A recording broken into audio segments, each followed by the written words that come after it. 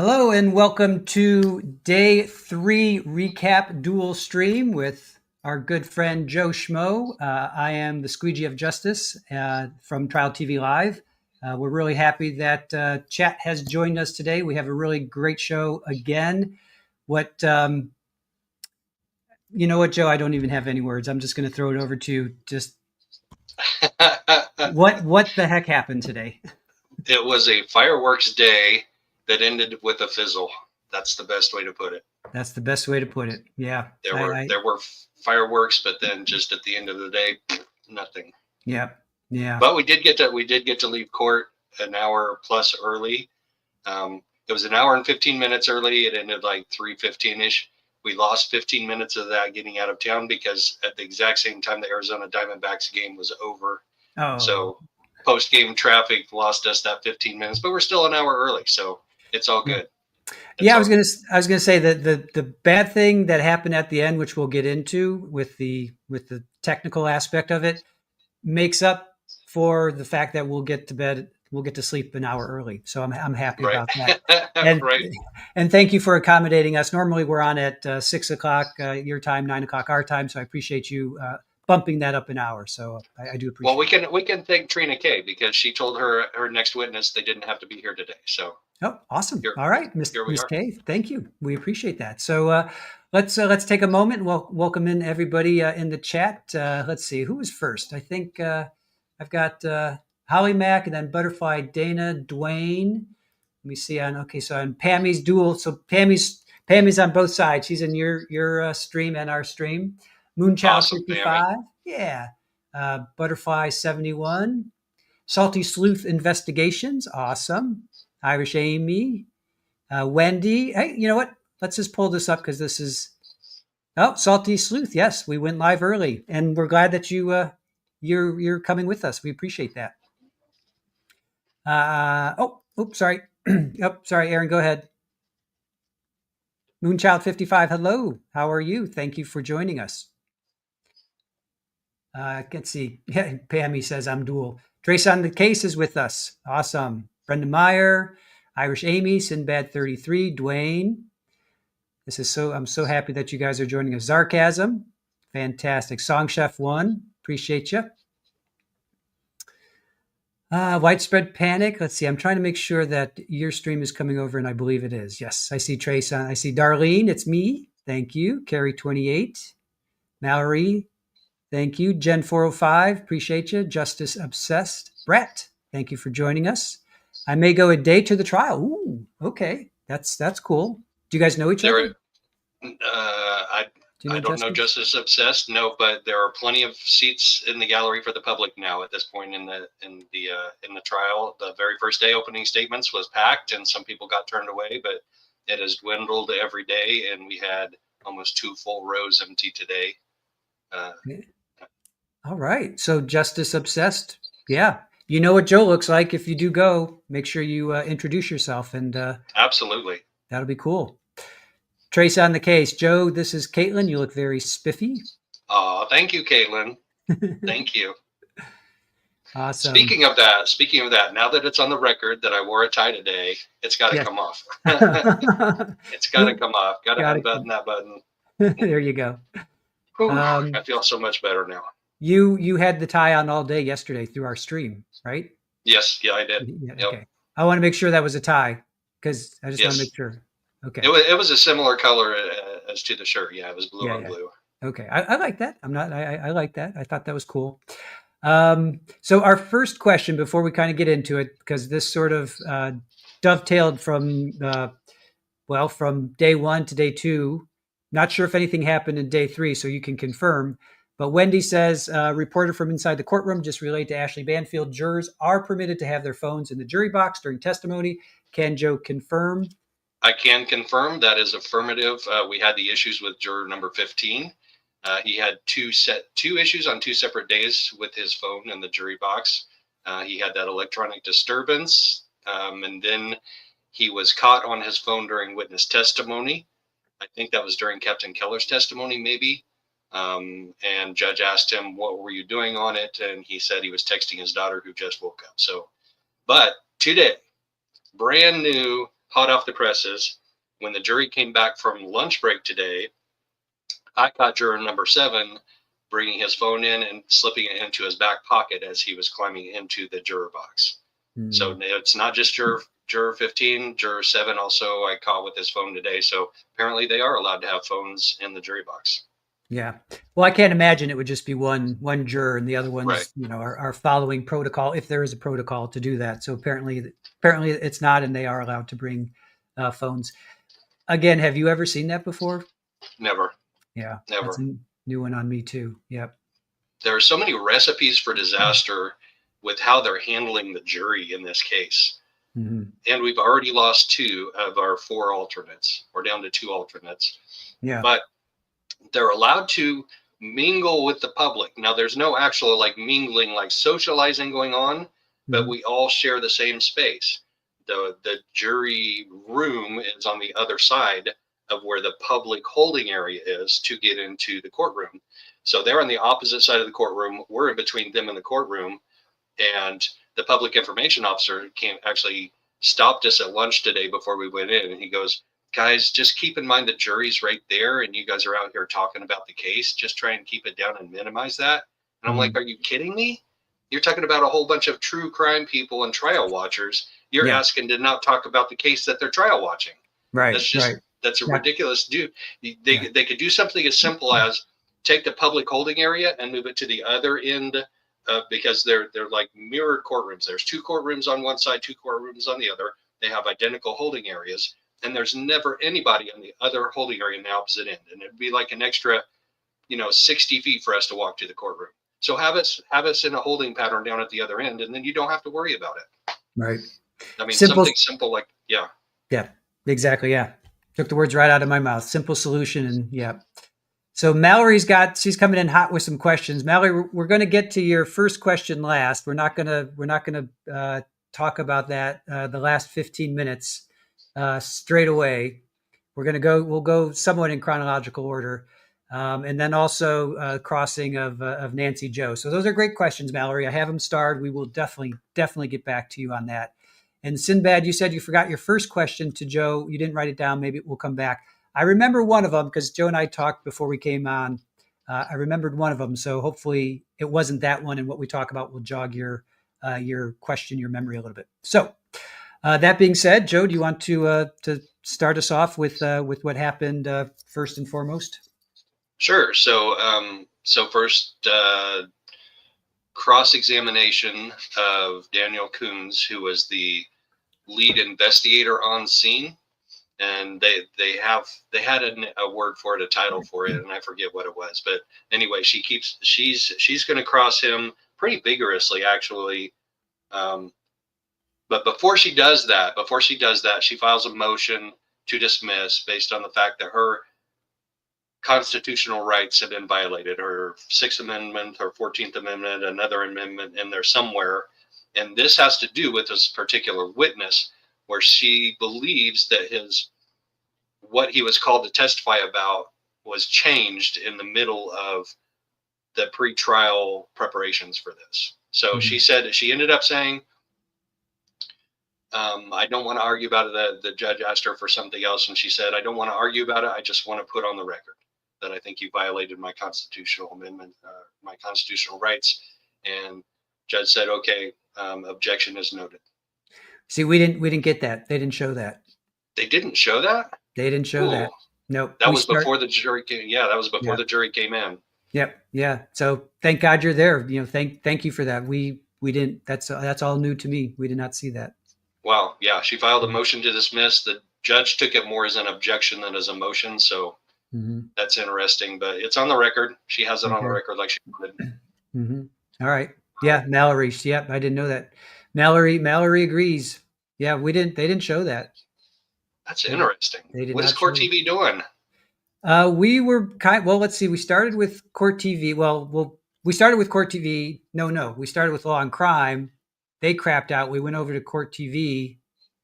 I think we ended up with Court TV. I think. Well, Court TV controls the feed. They are the pool camera, and they send the raw feed to the other outlets that are there that have the equipment to manage that feed.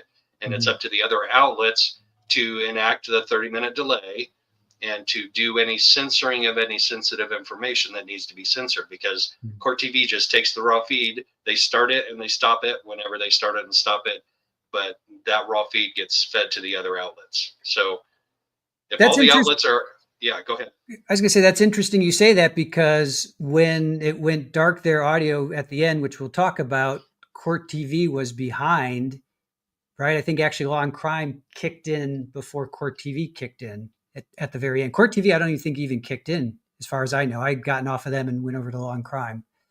Yeah, so Law and Crime was getting their feed from Court TV, Yeah. but each one of them individually is responsible for that 30-minute delay. So it's possible Court TV's 30-minute delay was 30 seconds, or 30 minutes 45 seconds, whatever. Right. Maybe they put a buffer in there just so they don't violate that. I would. Yeah. I may go 31 minutes. Yeah. Yeah, Ken. And JPC, yeah, I think I had about 10 minutes. They lost it for about 10 minutes there at the end. So, and Ken, yeah, they all suck. So, no widespread panic. Court TV isn't the only one streaming the trial. There are several other outlets that are there that are receiving the raw feed from Court TV, putting in the 30-minute delay, and then rebroadcasting it on their own outlet, whatever that is. I think there are 4 or 5 other outlets doing that. So you have a pool camera, you have a pool distributor, I guess. They tap into the courtroom and then they kick it out. And there's a media box, and everybody taps into that media box. So whoever gets there, because we did that with Sarah Boone with Recovery Addicts Equipment. We did that with Ashley Benefield and Sarah Boone. So you just go to the hub, you get your little live view, you plug in, and then you can stream it out to whoever. We should have done that on this one too. Yeah, we thought about it. We could have. Yeah, we thought about it too late. Scott's gonna he was gonna do Corey Richins, but then now Corey's gotten kicked out, so it was weird. It got weird there. That's why we didn't do it this go around. But it's anyway. So that's how it works, chat. If you guys don't know that, so and then I was real quick. I was talking at Sarah Boone. I was talking to some of the local channels, and they said the way it works is they make. I guess they do bids or something. I don't know if you know this, or if you can help me out on this. I think these like Court TV and Law and Crime, they make bids, and whoever maybe has the highest bid or something, they're the ones that are able to stream it, and then everybody else just kind of goes off of their stream. Yeah. In this case, I never heard of any bidding process. I actually emailed Court TV and I said I would like to know how to access the pool feed. They never emailed me back. I'm nobody, which is fine. But one of the hearings in Judge Beresky's original courtroom, one of the pre-trial hearings, the Court TV lawyer got up and he said, Court TV hereby requests to be the pool camera, feed supplier in this case. Mm-hmm. And there wasn't any mention about bids or anything else. So I don't know how the judge ruled to say, okay, yeah, it's Court TV. I mean, I don't know how that decision was made. Yeah, I don't know if there's like a financial thing. I didn't quite get that, but I do remember this one guy was telling me he actually was a pool camera operator at one point. He was like that in Orlando, so he was like local news down there, and because not every Court TV and Law and Crime don't show up to every trial, right? So they have the local channels going in, and he ran the audio and the camera for that. And he's the one that told me that. So again, I don't know if there was like if he meant financial bid, but he said that at least that was his impression. Or like a lottery, maybe. Something like that, something along those lines. Yeah. So, all right. So anything else happened before Detective Coons got up there that we didn't see? Okay, cool. Nope. Then judge says you're still under oath and let Cross continue. She asked him some very same questions that she finished with last time. And then she talks about stippling. Mm-hmm. Well, she asked the same question yesterday. Would it surprise you to know that the medical examiner said that the shooter had to be 2 to 4 feet away to cause that stippling? And then she said something about a bat. Mm-hmm. And then there was an objection. Trina raised an objection and the judge sustained it. I don't know how a bat comes in after stippling. But so here's the thing. Disclaimer, folks, this is my worst day of note-taking in this trial yet. Like, she started out just like firing off rapid-fire questions to him. Mm-hmm. And then Trina started rapid-firing objections. And it was like, she'd ask a question, objection. She'd ask a question, objection. And I didn't even have the word objection finished from the previous one when there was another one, and then there was another one. So Mm-hmm. I could not keep up with the notes today. So you're going to get the big picture view, I think, and hopefully hit the highlights. And squeegee, if you find some notes in there of interest that we need to talk about that I missed, which is very possible, then speak right up and let's hit those. But they talk about the stippling in the 2 to 4 feet away, which is interesting because Trina does bring that back up on redirect. There's an objection about some kind of question about a bat, or starting to. Then she starts to ask about the relationship between Charles Vallow and her brother, Mm-hmm. Alex. She says, based on known facts, my brother and husband were good friends. Objection. And I don't remember if that objection was relevance or if it was hearsay, but she's kind of testifying right now by asking these questions. She's Charles and Alex were best friend, or were good friends, and they played golf together and they were buds. And she's trying to get that testimony in through asking him a bunch of questions about the relationship between Charles and Alex. And did you know that? Oh, did you know what Charles's wishes were upon his death? Mm-hmm. Which Yeah. why would this guy know that? So Yeah. objects to that. But we do get into some interesting stuff. Did you read the reports? Are you familiar with a particular report that Mm-hmm. you? So there is a report that she's asking about. And he said, I did a whole bunch of reports and I didn't memorize. And she said, did you study your reports before you came into court? He said, yeah, I studied them, but I didn't memorize, what dates, what reports were given on. So she says, would it help to refresh your memory if you saw this report? Which is typical lawyer question. I thought, good question. Well put, well placed. Right. So then we get into discussion about the shored wound. And apparently in his report, which he didn't remember, so she hands him the report to look at, and she says, would you read from this page of the report? And Trina objects because you can't do that. The report refresh their memory, and then you have to ask them about their recollection, and not to read directly from the report because that's hearsay. That's not a court admitted document. So we get into this discussion about if tight clothing can cause a shored wound. And this is a big piece of evidence to me. And if I were in the jury box, I would have had a couple of juror questions about this. Mm-hmm. Did you collect the clothing? Yeah. Did you take it to storage? Well, I didn't take it to storage. I gave it to the crime scene tech to take it to storage. Did you know if it was bamboo? So she says, the way she worded it was, did you know that he was wearing a $200 bamboo shirt? Mm-hmm. Yep. Her snark level from the get-go was like 10 out of 6 or 20 out of 10. I mean, she just came in. Right. Yep. Right. Yeah. It was just off the charts. Right. Could it have caused the shored wound? Mm-hmm. Do you know where the shirt is? Of course he doesn't. He hasn't seen it since he handed it to the crime scene tech. Mm-hmm.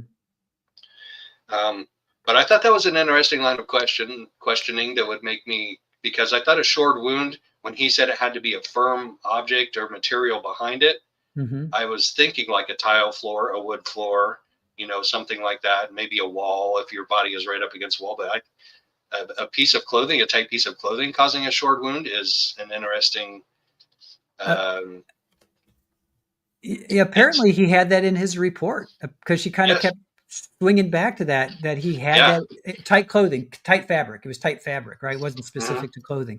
So she kind of, again, she's on the verge. She's on the tip of possibly getting somewhere, but she doesn't quite know how to get there, and she doesn't know how to land the plane. Yeah. She's like doing touch and goes.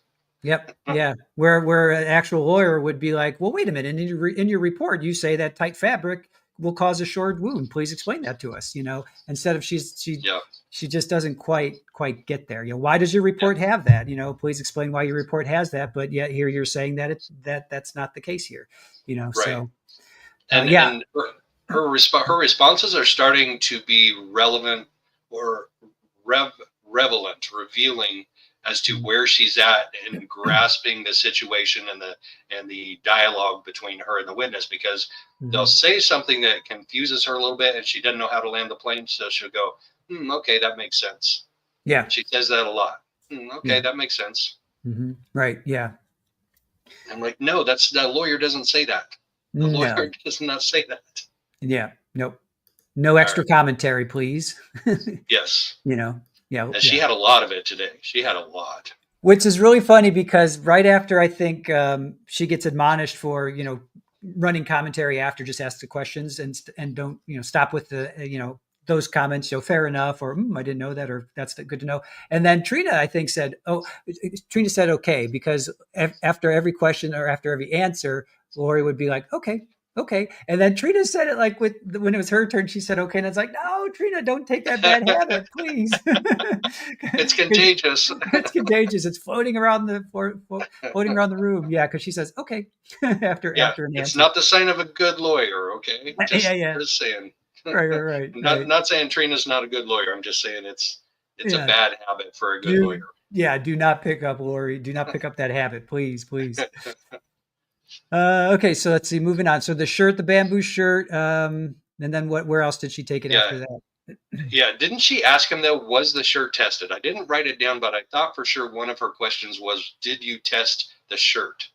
And he said no. And that to me was like a mic drop moment. Yeah. Because why would you not test that shirt? Right. Oh, here, did you ever examine it? No. You saw it twice? I have a question mark, and then she says that's fair. I guess he saw it twice, and she says that's fair. Oh, no one tested it for anything. No, he said that's fair. Oh, he said that's fair. Okay. Yeah. So no one tested it. Did you ever examine it? No, it was never tested. Yes. So yeah. So I have that twice. Right. And here's something interesting. He said, let me find it. He said the shirt. Was the shirt covering his wound? Yes. How big was the hole? Size of a bullet. So small. That's her saying, was it? So it was small. He said it was a bullet size. It was okay. After the shirt had been cut off, he said it was cut down the front. The shirt was cut down the front. And it wasn't. It wasn't. Why didn't she challenge him on that? Right. Because that's contradictive to what the paramedics testified to. Exactly. Yeah, because they said you don't cut the hole because it's evidence. You cut around it, but then they think they took trauma shears and they cut the side. Right. They cut the and we even we specifically talked about that yesterday. So when I heard that, I'm like, and I'm typing that, I'm like, wait a minute. No, I remember they cut the side because they didn't want to cut the bullet hole. That's Joanne, evident. you would test the shirt for maybe gunshot residue. You maybe would test it for DNA. You would test the blood on the shirt to make sure it's just Charles's blood. I mean, all kinds of tests you can run on that shirt in a good forensics investigation. Well, was there stippling? How close was the gun? Yep. That's first and foremost. That's what this is all about. How close was Alex when he shot Charles? Was the stippling? I don't. Would they be able to tell if it was pointing up, down, or straight? Probably, right? Stippling would be spread out wider if it was at an angle versus coming right at you. Right. Just all that kind of stuff. Maybe would be more concentrated on the bottom side of it than the top side of it, or vice versa. Right. Depending on where the firearm was positioned. Yeah. No. That was a big moment. That again, she didn't. She missed. She missed on that. Yep. She's got the questions, and she's got some decent questions in there. She just isn't light of foot. She's not adept at responding, comprehending, processing what they respond to, and coming up with an appropriate response back. Like Alan Jackson is amazing at that. Like he is just on the ball when it comes to, when a witness answers a particular way, he's like, well, what about blah blah blah, and like he can just he's really good at that. Yeah. What's the saying? Everybody, Trina K is playing chess and she's not even playing checkers. She's like playing, I don't know, tic-tac-toe, know? So. Yeah. Trina K lost a pawn yesterday when she didn't have to by not asking to have that evidence admitted, but it was just a pawn. It wasn't a knight. It wasn't a rook. Exactly. All right. So let's see. Yeah. Where do we go next? We go to the floor. Okay. Then was the wood floor tested for traces of the projectile? Was the projectile tested for traces of the wood? You didn't test it. Why wouldn't you test it? I don't know if there would be. And then she started asking a bunch of questions. So I don't know if there would be something as blank. I didn't finish filling out that note. Residue. She was talking about residue. Yes. Doesn't know if there would be residue left for testing. I think that was on the projectile. Oh, he said that. Yes, Yeah. that's right. He Yeah. said that. But Yeah. okay, you don't know if you don't test it. Right. How can you make that You, assumption? Yeah. right. He didn't make an assumption. He Yeah. said, I don't know. Well, Right. if you don't know, that's when you do testing in Right. forensics. Right. You don't say, well, I don't know, so I'm not going to test it. No, you say, I Yeah. don't know, so I am going to test it. Yep. If anything is being shown right now, it is kind of, we talked about this yesterday, the quality of police work that was done. And yesterday we were talking about how much resources they put into this investigation, and yet Lori is unveiling what they didn't do. In other words, they didn't test the shirt, they didn't test this projectile. So she's kind of cracking open this, and I don't know if they. It may be. We'll see where it goes. Is she going to be able to, crack it open enough that she gets a not guilty, or is she going to get it cracked open enough that people are going to be like, hey, law enforcement, what the heck's going on over there? Is this what are you guys There are doing? already people. There are already people asking those questions. There are already family members who are not happy with the investigation. I don't know that they know it to this level that she's exposing it now. Like Mm-hmm. obviously, bamboo shirt can cause a short wound type of thing. Obviously, I didn't know that. Probably most of them didn't know that. But Yeah. oh, um, so speaking of bamboo, somebody put in chat a little while ago that bamboo pajamas are great to sleep in. Hmm. Bamboo sheets are great to sleep in too, and they're actually hypoallergenic. Oh, So okay. I'm highly allergic to dust mites, and so Uh, bamboo sheets are my friend. okay. Very cool. I didn't know that was a thing. I didn't know bamboo was a fabric until 4 hours ago or Okay. 5 hours ago. That's news to me. So yeah, cool. I learn something new every day. I love it. We'll talk about that down the road, Denny. That's a good question. It's a good general question. The Joe, you think Lori could pull it off? I'll start. Is that the one from Denny Yeah. Dawn? Yep. Okay. Yep. All right. We'll star that one. All right, Denny. We'll get to that. All right. Then, did you know that this was a rental, and did you know that we had only been there 3 weeks? No. Mhm. Um, and she was insinuating that maybe that divot was there before they moved in. She didn't Mhm. just insinuate; she said it out loud. Yeah. Did you test the bullet in the baseboard for paint? No. Why not? This is a phrase that bothers me a lot. He says why they didn't test the bullet in the baseboard for paint was because the decision was made not to test it. Mhm. And she lets that go. She Yeah. lets that go because she's trying to get at another point about the other bullet. Yeah. So she like goes along with it. But no, if I'm the attorney, I'm like, what? The decision was made not to test it. Who made that decision? When did they make it? What were their qualifications to make that decision not to test it and the basis of that decision? Like, I want to know. I need Yeah. answers why you didn't test something that needed to be tested. I agree with you, and I would come back with that to say it seemed like what he kept coming back with was, well, we had enough evidence. We had Alex who admitted it. We had um, we had physical evidence. We didn't, and to me it seemed like he kept kind of, if he didn't say it outwardly, and I think he may have a couple times, we had enough evidence that we didn't need to go further. Right? Was that your impression as well? Um, possibly, Like he felt like possibly. he felt like we had enough evidence, and there Yeah, was yeah, no, right. there, Well, that goes to one of her later questions yeah. because she asked it later on down the road, and probably not that far down the road. So Mhm. you had your assumption about what had happened here. Did Mhm. you just collect the evidence and test the evidence and gather the evidence that supported that assumption? Mhm. And that would Right. be including not testing the bullet in the baseboard. Right. I mean, that Yeah. that if okay, we found it in the baseboard, and we believe that the trajectory was from that first shot through the heart because the angle of it and the distance across the room and all of that support that, that's, I mean, that supports it. So we don't need to test it any further. But that supports their theory about what happened. Exactly. All right, here, case in point. So they go to the baseboard. Was the bullet tested for white paint, which we're just talking about? He says no. She says, why not? No logical reason to test. Is it logical the bullet, or it was logically the bullet passed through your husband and embedded into the baseboard? She says, okay, that's fair. So he's just saying there's no logical reason because we're just saying, well, the bullet passed through your husband, went through his heart, his bones, his skin. He got kind of graphic there, and then embedded into the baseboard. Right. Case Well, closed, there's, done deal. yep. You Yep. know, Let's it, not leave it. Let's not leave open the possibility that something else may have happened than what we assumed within 4 hours of being on scene and seeing where everything was and where everybody was and what Alex had told them. yeah, yeah, yeah.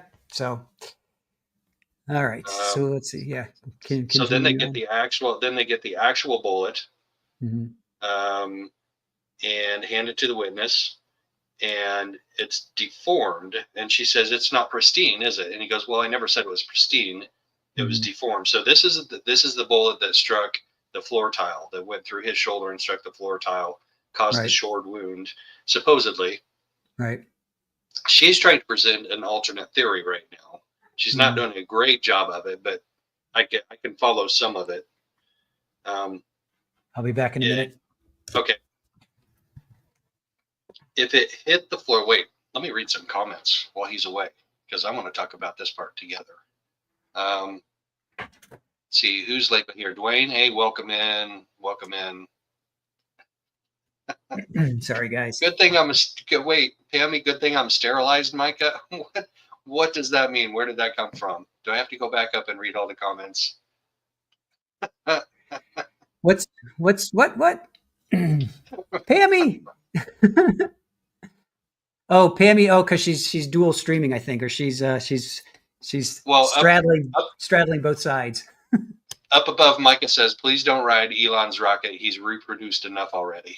Oh, and the chat has gone sideways, Yes, it has. and we have officially taken the chat sideways. Oh, All right. all right. So it's deformed because it's oval. Um, because when it struck the ground, it caused it to deform. And then so she asks him, if it hit the floor under my husband's body and caused a shored wound, how did it get out from under my husband's body? And that's when he gets into the expending energy type of thing. Like a bullet, when it's released, has so much energy. I don't think that's the right word. I don't think energy is the right word. It's like momentum or something. Yeah. It's all physics, but we understood. I mean, that's layman's term. That has so much energy that it needs to expend. So somehow it wiggled out from under his body and ended up on the floor within a foot or so of his body. But I mean, shit, that was a good question. It made me think a little bit of it. Like, how did it get out from underneath him? If it was a shored wound, if your theory is it came out of his shoulder and struck the wood flooring directly underneath his shoulder, how did it get out from underneath there? And Yeah. he just said it was still releasing energy, so it had enough energy to squeak out of there barely. Yeah. Yeah, this is where he got like a little bit more graphic with it was going through your husband's bone, his heart, his body, and all that stuff. Instead of just going, it just passed through. He was trying to get a little bit more graphic. And did you feel that he did not like her? At least that's Oh yeah, what I was oh yeah, seeing. So that definitely. played out in the courtroom. It just you felt that as Yeah, well. Yeah. absolutely, Okay. absolutely. Okay. He was trying to answer her questions, but at times it seemed like he was more trying to make her look dumb Hmm. Yeah. without being overt about it. Yeah. Okay. So it was found a foot or more away from his body. Then we get into this is what I talked about a minute ago. If you had an assumption about how this transpired, could you have collected your evidence to support your assumption? He said, no, Wouldn't do that. No police officer would do that. No investigator would do that ever. Never happened. Yep. Did you see the wound? No. Did you swab? Did you swab for gunshot residue? Did Yes. you swab Alex? Did you Mm-hmm. swab me? Did you swab Mm-hmm. Tylee? No. They did Mm-hmm. not swab anybody for gunshot residue. Yep. And the reason why they didn't do Alex, do you have that? No. He says no. He already acknowledged he was the shooter. Yes, I remember that.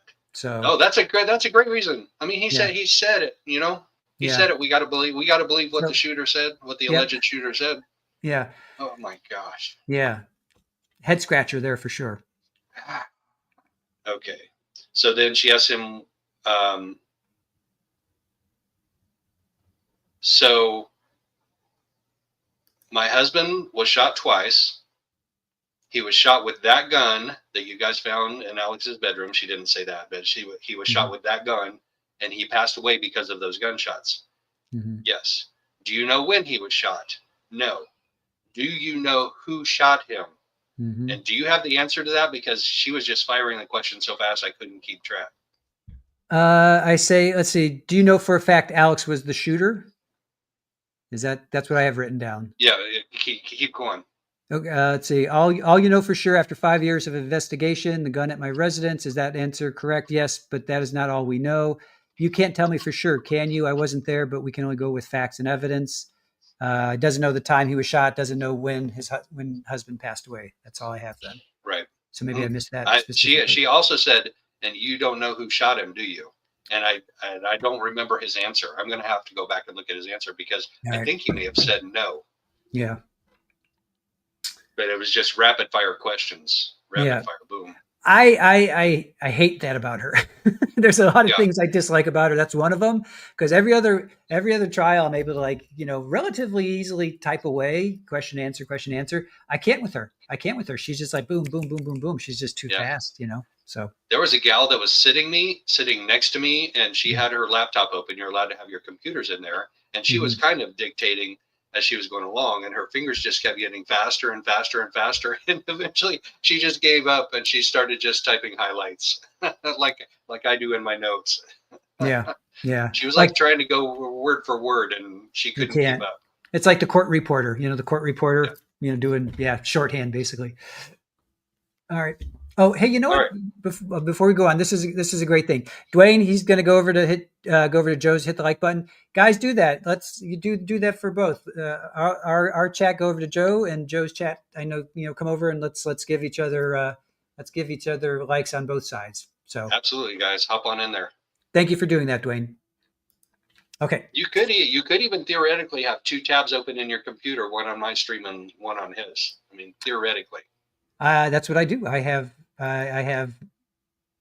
Trial TV Live open on one tab and you open on the other tab, and I've hit liked on both of them.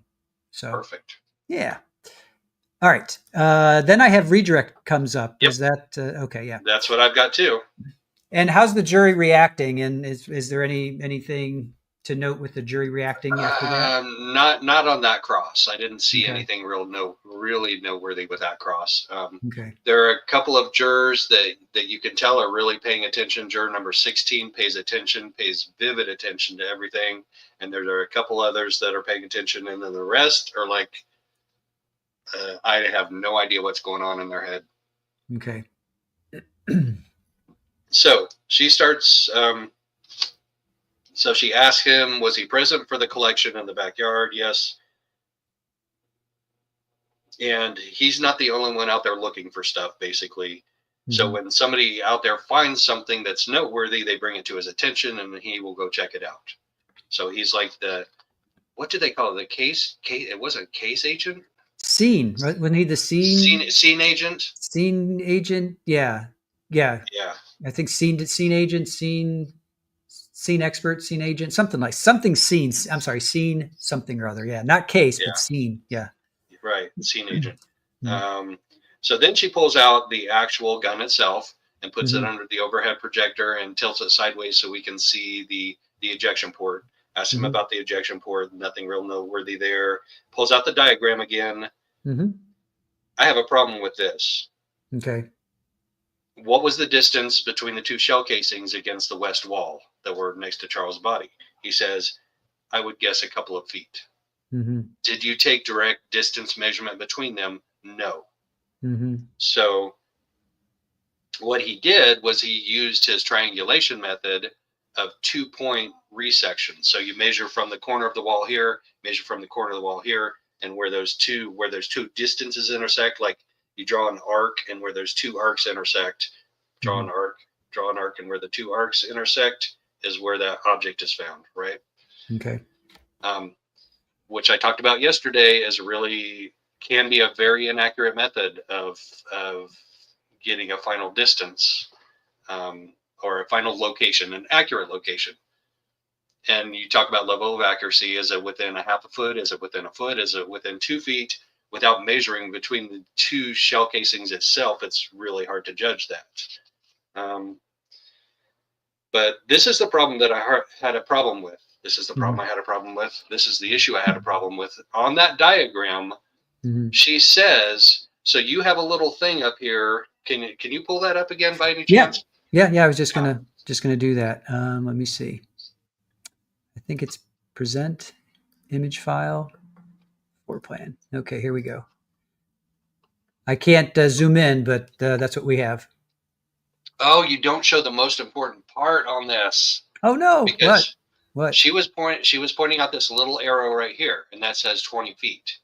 So that's saying on this diagram, that length of Mhm. distance from that arrow tip to that arrow tip. See up in the top, that Oh arrow yeah, up yeah, there? yeah, yeah, yeah. Yeah. From arrow tip to arrow tip is 20 feet. Okay. But what you don't show on this sketch is up in the top left corner of it that has been cut off of this. It says Hmm. not to scale. Oh, okay. Let So me. he's saying this drawing isn't to scale, but I'm putting a scale on it anyway. Right. Well, we found out yesterday that it wasn't to scale, right? Let me see if I. Yeah. Oh, here. Wait. I've got to. Oh, here we go. Nose itches. What is that superstition when your nose itches? You're going to get company. Oh, I Is don't that need it? company tonight. I think so. There you go. Yeah, Not to scale. there it is. Not to Yeah, scale. not to scale. It says not to scale, but then she points out, oh, you have a scale right here. Hmm. It can be both, and it's not to scale. Yeah. Uh, So I'll go back to this while because I brought this up actually when I was doing my recap at the break because we were talking about this yesterday. So let's go through the next couple moments because she really kind of superstition. Oh, somebody's talking. Aaron says, yeah, somebody's talking about you. no, that's burning ears. If your ears are burning, someone's talking. Oh, right. Yeah, somebody's talking. Yeah, your ears are burning. That's true. If your palm's itching, you're going to get some money. Yeah, depends on which one, right? Left is receive, right is give. Give. Uh Have oh, you heard that? Yeah. I have not. Oh, that's I specific. I think that. Yeah. Sorry. All right. So yes. So let's go through the next couple questions Okay, because she yeah, kind of talks about where the shooter would be located. right. Distance did you measure between no scale? So the rounded wall. So she pointed. Oh, so right before. So before she does that, before we leave this, she pulls up the picture that is from the north end of the room, looking south across his body into the kitchen where that rounded wall is. Hmm. And she said, "Oh, no, that's not it. My note is about basically we don't know where the casings landed, and I didn't think about that last night. I'm thinking where they found the casings is where they Hmm. landed, but we actually don't know where they landed Hmm. because they could have been kicked, they could have been moved by emergency responders at the scene. We don't know Hmm. where they actually landed. So that whole big theory that I had, where he was standing in that little area by the rounded wall and pointing that way, and then they bounced off of that wall and then you know ricocheted off to where they were found, isn't necessarily true because Hmm. they could have been moved from their original landing spot. She did ask, "Do casings bounce and roll?" And he says they do. Uh, do they tell us? Do they tell us where they initially landed? No, just where we found them. They could have been kicked. So Right. And the exact location of the shooter, no, giving general direction, general location. But he did. I thought he said he's pretty confident it was by the rounded wall. That's the general Yes. location. Yes. Kind of where Alex's feet are. That's pretty much where I'm Right. sorry, where Charles's feet are. That's where Alex was Right. standing. And it could have Yeah. been 3, 4, 5 feet away, Right. Right. whatever it was. But the stippling is an important issue, and they talk about that next. She says in the autopsy report doesn't mention stippling, no, but there were abrasions, not stippling. Mm-hmm. He thought they were abrasions, not stippling. Mm-hmm. Now, the stippling, if it was stippling, and the medical examiner thought that the muzzle to the chest distance was 2 to 4 feet, which Right. doesn't mean that the shooter was standing 2 to 4 feet from the victim, because Mm-hmm. we have our arm length and our reach out in front of us. And how long is Right. your arm? How long was Alex's arm? I mean, at Mm-hmm. least a couple of feet long, right? Probably 2.5 feet long. So Yeah. he could have been 6.5 feet away from Charles when he Mm-hmm. shot him and still caused stippling. Mm-hmm. Right. Um, then she gets out the floor piece again. So Mm-hmm. remember, we're on redirect. So she's countering Lori's arguments from cross. Mm-hmm. She gets out the floor piece. She hands it to the jury. They all pass it around, take a look at it, and then she asks Oh, him how about the. sorry Yeah, if I may interrupt. How did the jury react? Did they like examine it, or did they just look at it, pass it down, looked at it, pass it down? Did they? it varied. Some of them looked Yeah. at it a little bit longer, some of it a little bit less. But it's like, Okay. remember when you're sitting in a classroom and you pass stuff around the room to take a look at it? It was a lot like that. Not very Gotcha. much reactions, but yeah, some of them took a little longer to look at it. Some of them a little less. Okay. Okay. Thanks. Um, Defects versus imperfections. She asked him, "You looked around the whole room for defects," and he said, "Yeah, I saw a bunch of imperfections that I wouldn't call defects," basically paraphrasing. But then they talked about the freshness of the defect Yeah. and how there wasn't any finish over it like there was over most of the rest of the floor. Um, and then the characteristics of that divot or whatever you call it in that piece of wood, he said, were consistent with a bullet strike. Yes. Mm-hmm. Mm-hmm. Um, and then talking about the shot to the abdomen and the exit through the shoulder blade, the angle is not consistent with him being upright. Mm-hmm.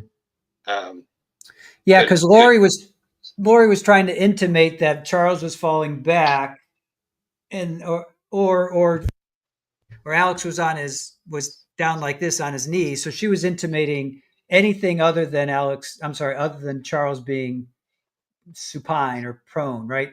So prone.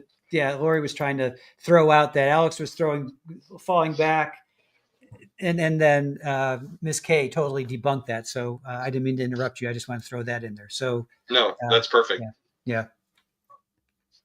Could a could he have been standing for a bullet to end up there, where it was on the floor next to the divot? No.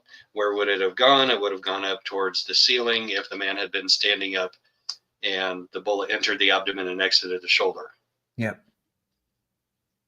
I would have I would have done a recross and said, well, did you check the ceiling for any bullet strikes? Could it have gone through his shoulder, hit the ceiling, and come back down and landed on the floor right next to him?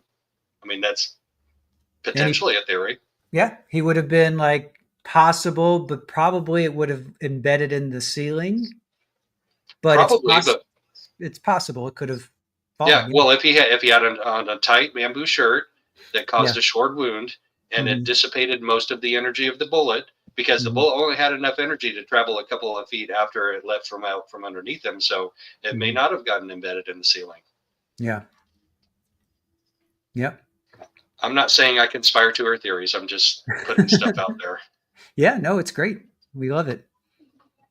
And then the other bullet getting lodged in the baseboard after it went through his heart. It fits the dimensions of the room and other factors and the angle of the wounds. So in other words, it was a downward trajectory. It was Mm-hmm. just an inch downward on his body, but by the time it got to the other side of the room, it hit the baseboard and got embedded in the baseboard. Right.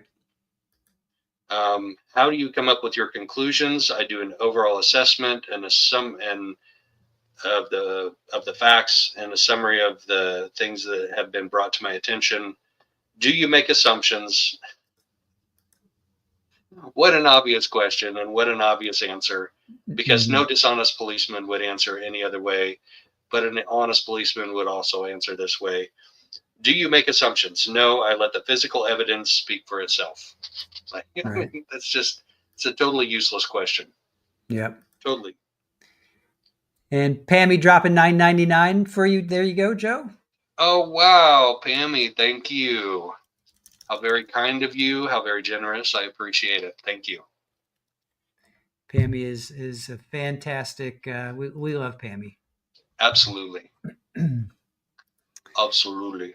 Absolutely. Is it so? Wrapping up redirect, she gets him to say what she wants the jury to hear. Is it your opinion that the shooter was standing by the curved wall and Charles was laying on the ground when he was shot in the abdomen? Yes. That's pretty much it. That's pretty much it. Yeah. She wanted to hear that, so that whole self-defense thing would go by the way. Let me know if you can hear the mowers outside the yard. Apparently, they decided they're going to mow right now. No, what? I don't. Hold on, I gotta plug in my laptop. I got everything done, and I've got the power cord run to the outlet. But I didn't plug it in. I just looked down. I'm at like 10% battery. Okay, Hold on. Go. I'll pull up some. Let's see. Let's get to some starred questions here. Let's see.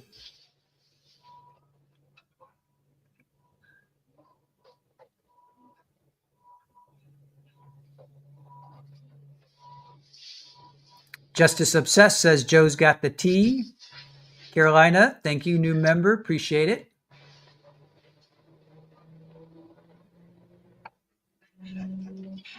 You know what I just realized about the mower being like right outside my window? What? This Airbnb that I'm staying at now has artificial turf for lawn. What's going on out there? Right. Do you need to investigate, or everything okay? We'll find out. Let's see. Mallory asks, this trial allows for jury questions, but we haven't seen a lot. Does the jury seem engaged? Usually seem a lot. Also, we don't get to hear what happens in between the raising of hands till the reading.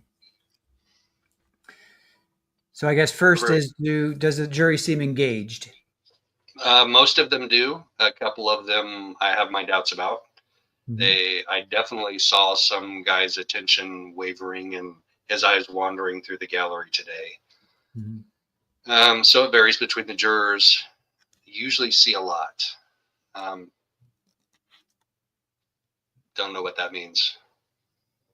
And what is the raising of hands till the reading? I think the jury questions, because they call up counsel and they talk, they go almost off the record, if you will. We don't get to see that. Like because judge will say, "Oh, we have some jury questions," and then they'll show the seal while I guess they're talking. So, so that's when they have like the electronic sidebar. So they all put on their headsets. They play the white noise, so we can't hear what they're saying, and they discuss the jury questions one by one. And so he'll read the question, and the state will have their response. Is this a question that we can ask this witness? Then they'll ask Glory, is this a question that we can ask witness? Do you have an objection to it? I have a suspicion that Judge Bresky probably strikes most of them like right off the bat, like it's an inappropriate question. We can't ask the witness this. So I think we've seen a total of 5 jury questions. Okay. And I think 3 yesterday, right? Were there 3 yesterday? 4. I think there were 4. I think that one about the medical stuff was 4 questions. Yeah. That was the big one there. Thank you for your question, Mallory. Appreciate it. Let's see. Denny Dawn. Joe, you think Lori can pull this off and get herself not guilty? I do agree police failed, but I still think Lori is doing horrible, and I don't see her cracking anything open. Oh, yeah, that was me cracking. You agree to disagree. Do you think she can pull it off? No. Yeah, no. What's the general scuttlebutt amongst other true crimers and just general people out that you're talking to? That they think she's doing horrible, that she's just making a mess of it. Okay. I wouldn't say a mockery. I think she's holding her own in certain aspects. I mean, she's for the most part observing proper decorum until she cross-examines the guy that Charles went on a date with the night before he was murdered. Mm-hmm. That's going to get spicy. Nancy Joe. Yeah, we'll get to her in a second. Let's just go through these. Let's see. Joanne Jedi Platypus says, is that because initially they accepted Alex defending himself and they took him at face value and didn't investigate thoroughly as if suspected? Uh, that's a very good possibility. Yeah. That's a very good possibility. They definitely left a lot of things uninvestigated, untested.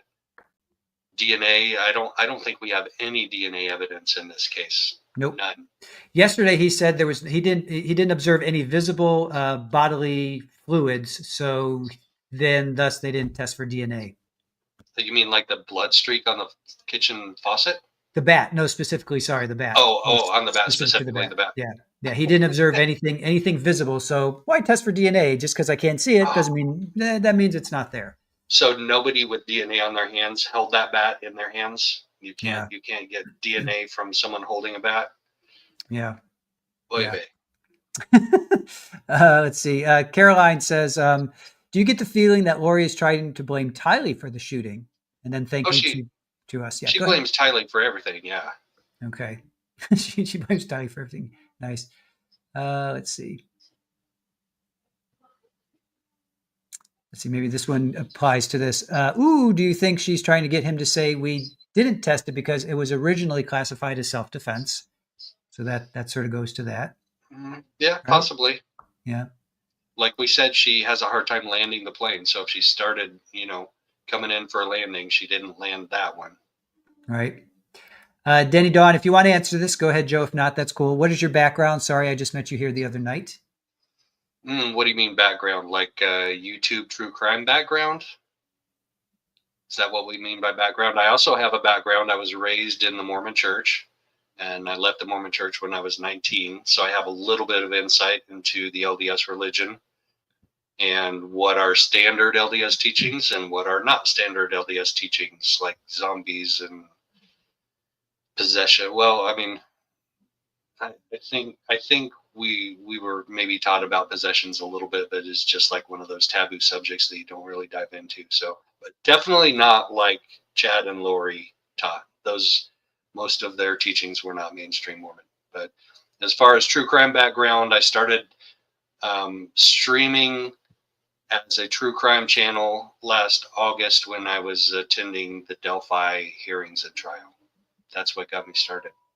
Fantastic. Thank you for that. Ken Rosenberg, I'm open to being wrong, but it seems pretty clear to me that she's sometimes reading things her lawyers wrote. I wouldn't be surprised. Yeah. I wouldn't be surprised if.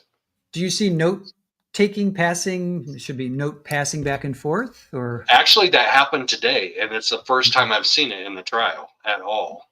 Okay. So she went back, and she had a little. She deferred with her. She deferred with her advisory council. Remember that deferred? Yeah. Yeah. Sorry, I didn't catch that. Sorry. Yeah. It actually sounded normal to me. She deferred with her advisory council and went back and turned around and sat down in her seat like normal. And Pamela Hicks wrote something on a yellow pad, and she passed it forward to the investigator, and the investigator read it, and he handed it off to Lori. So there was some back and forth with the notepad. I haven't seen that before today, or I haven't noticed it before today. This is an interesting one from Carolina. I did not see this interview, but Carolina says, I'm really starting to see that Lori is using her trial as a place for her vendetta, revenge on everyone who has lied on her, like she said on her interview with Brianna from Arizona Family. Are you familiar with that interview? I haven't watched that video yet. I've been so busy with the trial that I haven't had a chance to watch that yet. Yeah, I'm not familiar with that. Somebody said that in our chat too earlier, that this is like the revenge tour or revenge. Lori's getting revenge on everybody. Do you sense that at all? Do you feel that? No, I don't think it's revenge. I think it's her chance. Most of it is her chance to be in the spotlight. Now, when Nancy Joe comes up, that's a different story. And I'm not seeing that as quote unquote revenge. I'm seeing it as her chance to be a woman scorned. Right. All right. This pertains to Mr. Coons there. Nanar, what is Lori's point in these questions? Does she think that she shot Charles or Tylee? Does she think that she shot Charles or Tylee did, or did Charles shoot himself twice? I think she's just trying to cast doubt on the state's theory, on Daniel Coons in particular theory about what happened with the trajectories and where and how Charles was shot, and in particular, the self-defense angle of it is huge because if Mhm. she can cast doubt on the fact that he was laying down on the floor when he was shot in the abdomen, Mhm. then her self-defense claim is not gone. But if the jury believes that he was laying down on the floor after he was shot in the heart and he was shot again a second time, the self-defense theory just goes out the window. It's Right. gone. And OnlyFans says Lori asking, "Do you know who shot him?" is giving me vibes she might have done it. That's interesting. That's other people have theorized that. Yeah. We don't know. They didn't test it. They didn't test the gun. They didn't test their hands. They didn't take DNA swabs off of the gun. I mean, nothing. Right. All Why right. would you Last. not? Go ahead. Why Sorry. would you not? Why no? Why would you not? Why? Yeah. Yeah. It's a homicide. Yep. Whether it's self-defense or not, it is a homicide. Yep. Anyway, all right. Just to prove that it was self-defense or not. I mean, just alone, Yeah, just for that fact alone. All right, right. one more question, and then we'll go to Nancy Joe. So Deanna says, asks, how's Lori doing during the south? How's Lori during the sidebars? Is she asking a lot of questions and making arrangements? We don't know because they put on those headsets and her back is turned to us. And you Yeah. can see the judge talking in his headset. You can see her talking in the headset. You can see Trina K talking in hers. And Lori actually gets two headsets. So she gives her paralegal one, or if her investigator is with her, he gets her second one. And she asked today, and I didn't say this, and you guys probably didn't see it because it was during that first part of her motion. She said, "Judge, you told me you were going to try and find another headset so my advisory council can have one for sidebars." And Mhm. he said, "Five is what we get. I got to have one. The court clerk has to have one. Trina K has to have one. You get two. You get like double what everybody else gets." And that's what Mhm. you're stuck with. What you do with that headset is up to you. Give it to your paralegal, give it to your investigator, or you could give it to your advisory council. Mhm. Yeah, I mean that makes sense. I mean, he's trying to make it as a appeal proof as possible. Right. You know. Okay, so let's move on to Nancy Joe Hancock, state witness number 6. Okay. So Nancy Joe is a member of the LDS Church, and she met Charles on an LDS dating site. Mhm. And in that week after they met, so they met around July 3rd, she said plus or minus a day. So in that week that they knew each other, they shared hundreds of texts and multiple hours long telephone conversations. Mhm. So it was like, boom, right off the bat. Yep. Um, she knew that he was living in Houston. She knew that he was married. He told her that he was filing for divorce. Um, am I getting ahead of my notes? I'm probably getting ahead of my notes because I'm just like repeating from memory. No, it's okay. Hundreds of texts. I think you're good. I was actually going down my notes and more just off the top of my brain. Yeah, you're good.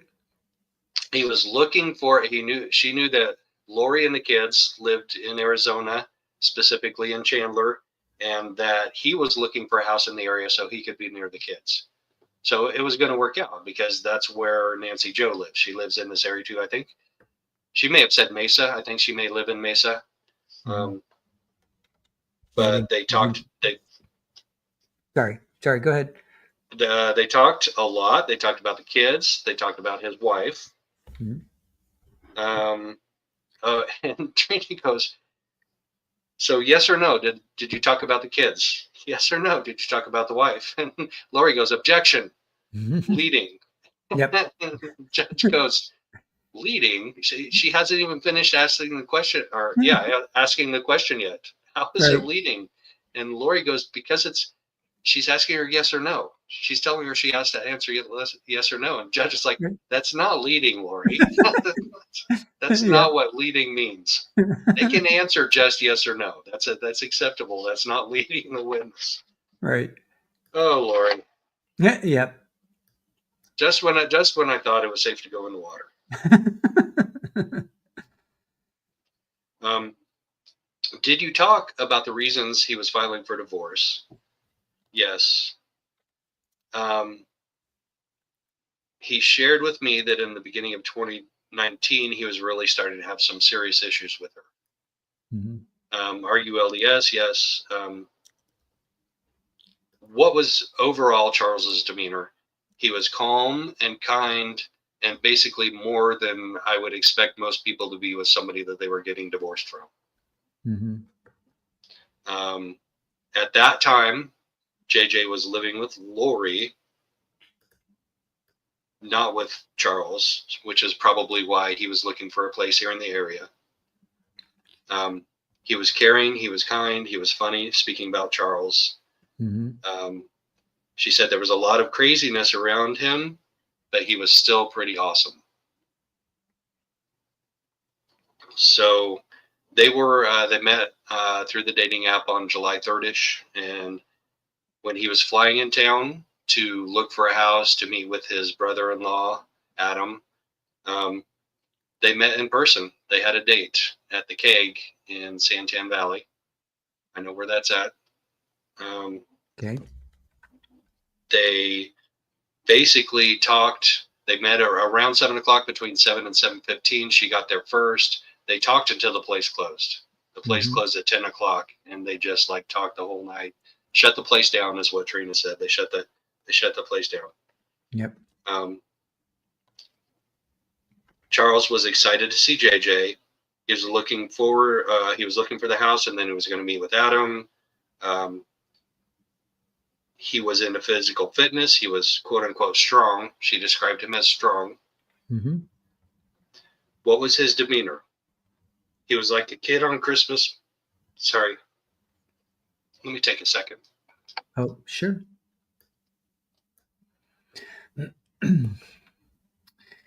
Mm. He was like a kid on Christmas morning, excited to meet JJ. You know, I want to stop you there because my note has exactly what you said. Was like a kid on Christmas morning, was very excited to see JJ, voice cracks. So you got emotional at the same time she got emotional. Yeah, I did in Yeah. the courtroom too. Yeah. Wow. Do you want to talk about that a little bit? Like, or do you want to move on? He was a special little boy that they adopted, and Charles just full-heartedly embraced him and became a father figure to him, and Mhm. he was his son. Yeah. And just to have somebody like JJ, who's on the spectrum, very fully into the spectrum, and have somebody like Charles come into his life Yeah. and just be the most amazing father, and then to have Lori and Alex just take that all away. Yep. Yep. She has destroyed so many people's lives. It's disgusting. But anyway, here, I'll pull this up for a moment. Song Chef, group hug. Group Yeah, hug for group everybody. hug. Mm. Ah, all right. So then, how did he talk about her, about Lori, the person that he was in the process of divorcing? Thank you, Sinbad. I appreciate that. Thank you, Oh, man. there you go. Hug for you, Joe. He never spoke derogatory about her, at least not to Nancy Joe. Did he tell you about the life insurance policy? Yes, he told her about a lot of things in his life, and she was kind of surprised about the amount of detail that he went into in his life.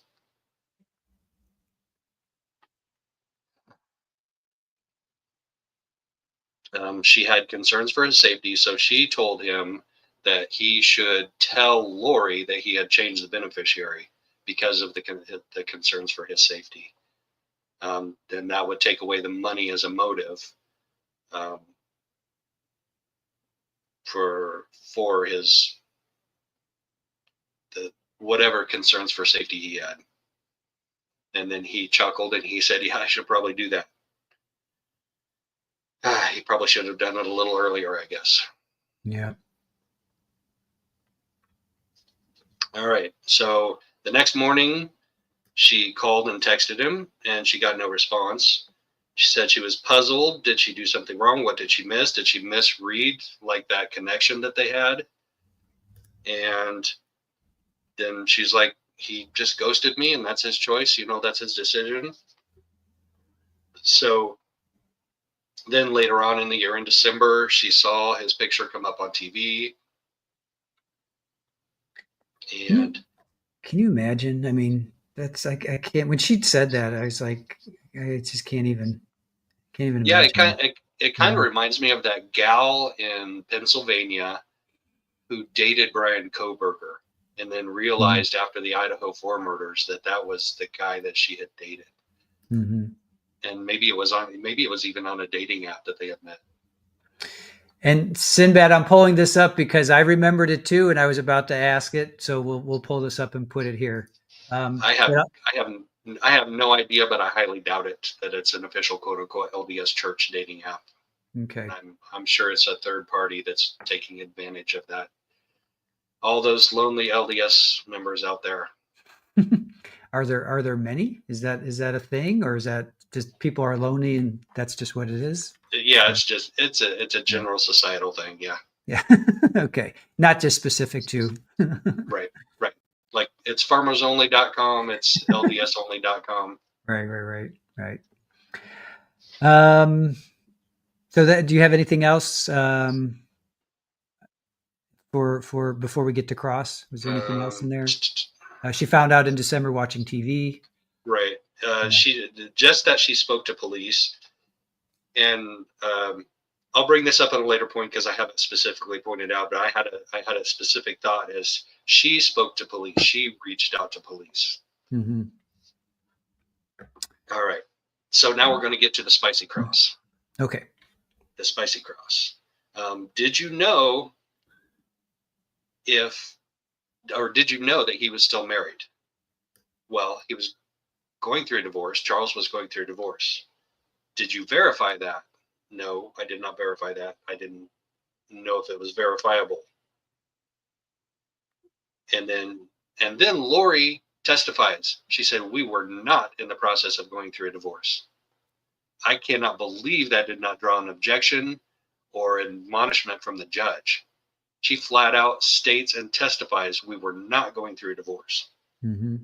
And then she says, do you date married men? That draws an objection. Yep. Trina says that's harassment. That's 611 harassment. Judge sustains it. Did you ask if he was a good kisser? How does she know if she asked him if he was a good kisser? Yep. Because she had his phone for almost a full day, or at least a full day after he was killed. She and Alex took the phone down to Alex's house and were going through the phone. She knew the PIN number. They were taking pictures of text messages and a whole lot of other stuff. So I wonder if that's the source of these questions, because she doesn't have, well, maybe she has his phone extraction now from Lonnie Dworkin. Maybe she does. Mm-hmm. Lori went through the text. Yes. Just what I was saying, Brooklyn. Yep.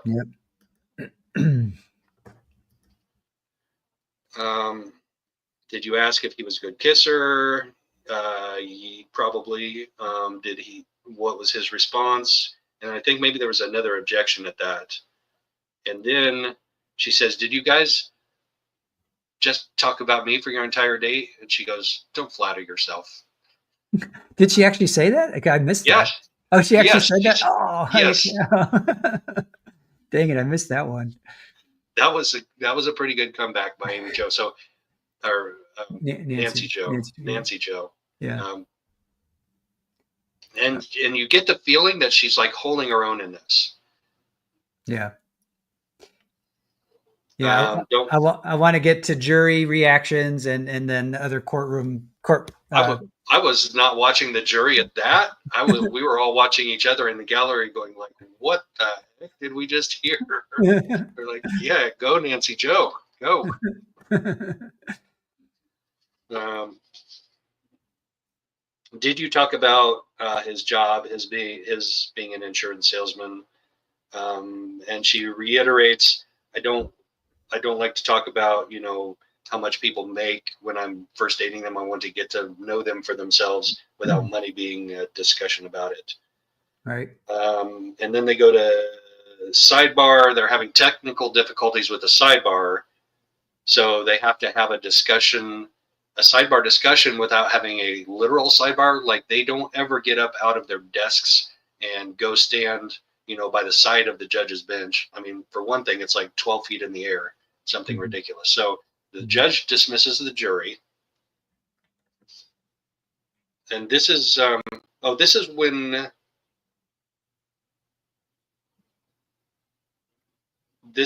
when Lori asks a question, and at the time I didn't hear it, but I think I heard later that it was something like, because the judge mentions it. Oh, well, the judge mentions it, so they dismiss the jury, and the judge says, "Are you sure that you want to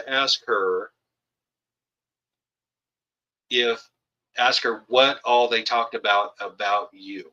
Mhm. Yep. Because that opens the door. That he said that opens up a really big door. Are you Mhm. sure you want to do that? And Yep. Lori says yes. Yep. And so then the judge says, um, "Well, let's call the jury back in, and then we can finish with this witness. It shouldn't take that long." And Lori says, "I've got a lot more for this witness. Can we just go ahead and take a lunch break now?" And judge is Mhm. like, "Okay, let's go take a lunch break." Mhm. So then we Yep. go to lunch break. We took a poll. We had 159 votes. The question was, will Lori open that door? Because he said, are you sure? Because you're opening a really big door." He said, "I'll let her answer if you want." And Lori's like, "How am I to know what a lot of things are?" I kind of missed what was preceded that. But will Lori open that door? So out of 159 votes, 84% said yes and 15% said no. So, what door do you think? What do you think would have been allowed in? Like what door? Because I know Trina would have smashed that door in if it was cracked open a little bit. But would the kids have come in? Would um, the fact that she was a freak about Ned and dark spirits and all that, like what door was she opening if she talked about And kids? maybe the affair with Chad. And Chad, yep, forgot about that. Yep. And Chat was saying the same thing. Yeah, maybe Chad. Yeah. So a lot of things could have been. That's what I'm saying. If she opened that door, because that whole thing was about, well, me. What did you discuss about me? Did you guys talk about me? I mean, everything was about me. And all I could think of was like a cat fight. It was just like this cat fight. I just thought Kramer cat fight, and she Right, just, right. she just came in with like she was like such a high school like 10th grader, just acting like I was having a hard. I'm a pretty calm person. I was like, oh, it's all I could do not to jump through the computer and like just, oh, you are just pissing me off so much right now. Well, everything is about her. If you remember the testimony, even about the crime scene investigation, it was my husband, my house. Mm-hmm. I mean, Yep. my husband. You don't have the right to say that anymore, lady. Yeah, that's right. Because somebody in our chat, I forget who, but somebody was saying, is there a way that the court can not say that anymore? Like admonish her or tell her, hey, we're going to say victim or Charles. We're not going to say, or decedent. We're not going to say your husband. You can no longer say your husband. Somebody actually brought that up. So, Yeah, and I doubt it because he was her husband at the time. So yeah, yeah. not Right. likely. Let's see. Care Bear, if I have a question, if she gets a mistrial and not retried, or if she's found not guilty, could she use this case in any appeals with her other cases? Nope, Yeah, I nope, don't think so either. Yeah. nope. Oh, this is a good question from Carolina because we're at the lunch break. If you know, where does Lori go when everyone goes on break? Is she taken back to the jail? Oh no, no, no, no. Going to and from the jail is a huge ordeal. They have a side room that's for the defense and the defendant. It's Mhm. actually right next to the waiting room where we're all waiting to get in, where the public and the media are waiting to get in. So I Mm, just wonder if like some of the discussions we have slip under that door, because literally right next to I'm where I sit. If I'm first in line, I'm literally like 5 feet away from that door, mm. and I don't know how soundproof it is. Oh, But trace on the case. Lori goes into a little room on the left during a break, but we think she's in a side room, which is right next up. This is what you just said. We were sitting in the hallway at lunch because her attorneys go in there. Trace, it's as if you're there. no way. How do you know that, Trace? um, oh, here, Trace. This is from yesterday. Do you remember yesterday they had the camera on the podium and we could see her notebook? I don't remember that. Do you remember? Yeah, I don't remember. I remember her at the podium. I don't remember. Yeah, I don't recall that. Hmm. And Brooklyn Pisola, if she focused on how bad the investigation was, she might have a crack at being acquitted. However, I would hate to see that. I agree. Yeah. I was actually talking about that with Tom Evans today, who is juror 18 from the Idaho trial, and he said the same thing, and he and I agreed on that. Like that's the best chance she has, and Mhm. both agreed that the investigation was not up to par. Yep. Wasn't the best. Mackay says, is her advisory council allowed to tell her when to object? The prosecutor is getting a lot of hearsay in. I agree with that. There have been Yeah. several times where where Trina said something today, and I was like, I think if Lori had said that, that Trina would be objecting to it. Like 3 or 4 times today at least. No, so the advisory council would have to be seated right next to her, and they would have to have like a secret signal of some kind, because the objection has to happen right away. Like they can't Mhm. discuss it and then say objection after the witness has already answered the question. I mean, it's got to be like boom, boom. But she doesn't want her advisory council sitting next to her, so that's not going to happen. Mhm. Yeah. Trace has a good one. She keeps talking about the information that she wants her expert, that's Dworkin, right? Lonnie Dworkin, to get off of Charles's phone. It's all Charles' text, and I bet it's his text with Nancy. Yeah, but how many of them did they see that the next day? Well, not even if they saw them though, did they preserve those? Because her Mhm. and her and Alex were going through the phone, and they were actually supposedly taking pictures of the text. But what has happened to those pictures they took of the text? That was 2019, so almost 6 years ago. Right. Hey, Mona asks, is this the same police department that didn't take Charles' complaints and warnings seriously? Um, I can't remember what parts of what Gilbert handled and what parts of what Chandler handled. Mhm. And I cannot remember from those body cam videos. I think that had to be Chandler though, because they went back to the house. I think it was Chandler on January 31st when he broke into the house, right? It was nighttime and he's Right. like, I just flew in from Houston and they got into the garage. Yeah, I think that was Chandler. I think. I think so too. I think Yeah, that was I'm leaning Chandler. that way. Yeah. I just want to see if there's any more specific to Nancy. I was so glad to see Nancy Joe stick up for herself. She did. She did well. Yeah, she did. She did. She actually did. Dana Nicole, the audacity of Lori to call a woman for going on a date with a married man while she was building whole portals with one. I know, right? Uh, the she's. other day, the other day when she had that emergency trip out the side door, and they had to haul the jury out of the room really quickly, and Mhm, then she went. I thought she was going to go to the bathroom and portal herself out through the toilet. mhm. She's like, I'm done with this. We're gone. Yeah. Oh, this would have been good. This would have probably been strucken, but JPC, gosh, I wish when Lori kept calling him her husband that Nancy Oh Joe no! would have said, do you mean Chad? Oh That would have been a burn. That would have been a burn. You know, everybody would have been like, what? no! What did you just say? It would have been one of those moments. Yeah, that's a good one, JPC. Yes, it Therapist, is. sorry. Therapist, why is she asking these questions? I don't know. I don't, do you know, Joe? She's trying to play a lawyer on TV. Yeah. Do you think, did she say in any of her interviews that she's watching? YouTube or watching television, watching TV news? Do you know if she is? A lot of us suspect she is. A lot of Yeah. us suspect she is. Like at night, like right now, Yeah, well, she's whenever. probably watching right now. She's probably watching right now. Oh, Hi, yes. Lori. Hi. Yes. And for that, I'll pull up Dwayne's. Yes, that was the line of the day. Don't flatter yourself. I'm so Yeah. sorry I missed that. I have to go back and listen for that. I'm so sorry I missed that. All right. So lunchtime. Let's get back to now. This is where we lost the feed, the audio. Then, but we'll get to that because we need to know what happened. So we come back from lunch, and well, first of all, how was lunch? Did you see any? Did you see any jurors? Did you anything weird happen, or everything was cool? Um, no, I actually went to a restaurant nearby to pick up something different than the cafe, and it was surprisingly disappointing. I would Oh, have rather had a cafe, but I did run into some courthouse security guards there. They were also getting lunch there.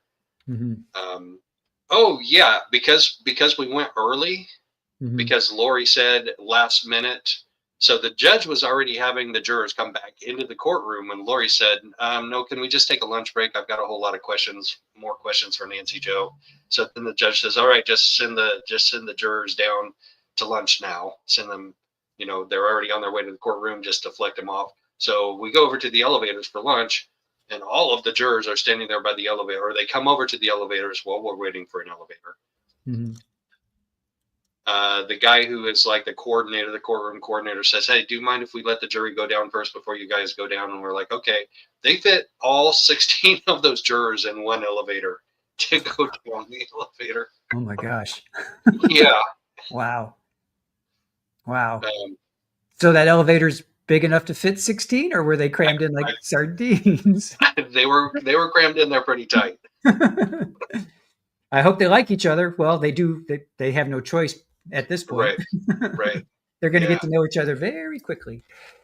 Okay, the burning question is what cuisine did you have for lunch today? I had Z's fish tacos. Ah, okay. You And did tacos on Wednesday. Is that heresy? yes, I will never do, at least not from that place. I will never do again. Oh no. We don't want to know what tomorrow morning is going to bring for you. Right.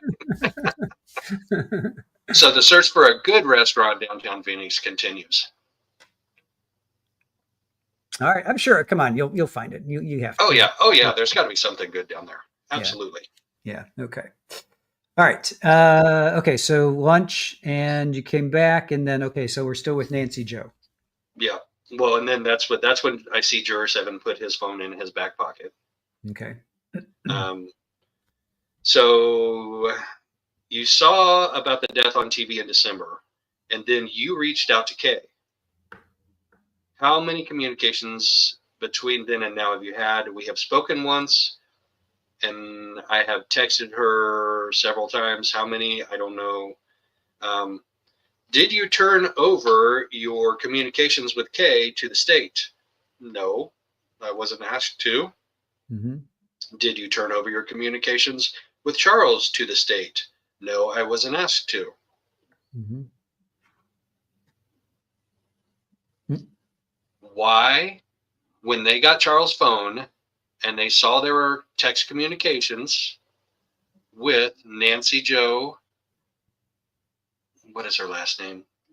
Anyway, when they saw text communications with Nancy Joe, why Hancock. did they not ask for Hancock? Yes. Why did they not ask for her phone? Why did they not bring her in for an interview? She went on a date with him the night before he was shot to death. Yep. She Yep. had Yep. several communications, texts, and phone calls for a solid week before he was killed.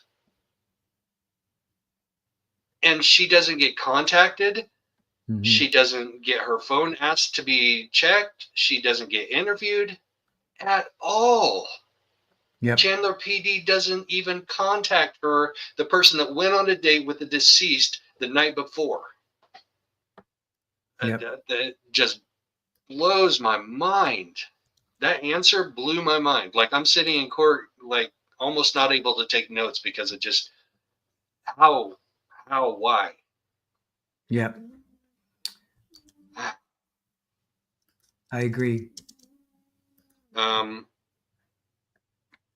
were there? I have any other. I'm not sure what any other means. Have you spoken to the prosecutor? How many times? I met with Miss K once to prepare for this trial for about an hour to an hour and a half. There was no one else there. All right. Have you ever met my brother, Adam Cox? This is when it gets a little slippery. I ran into Adam Cox at a pickleball tourney that my grandson was at. Mm-hmm.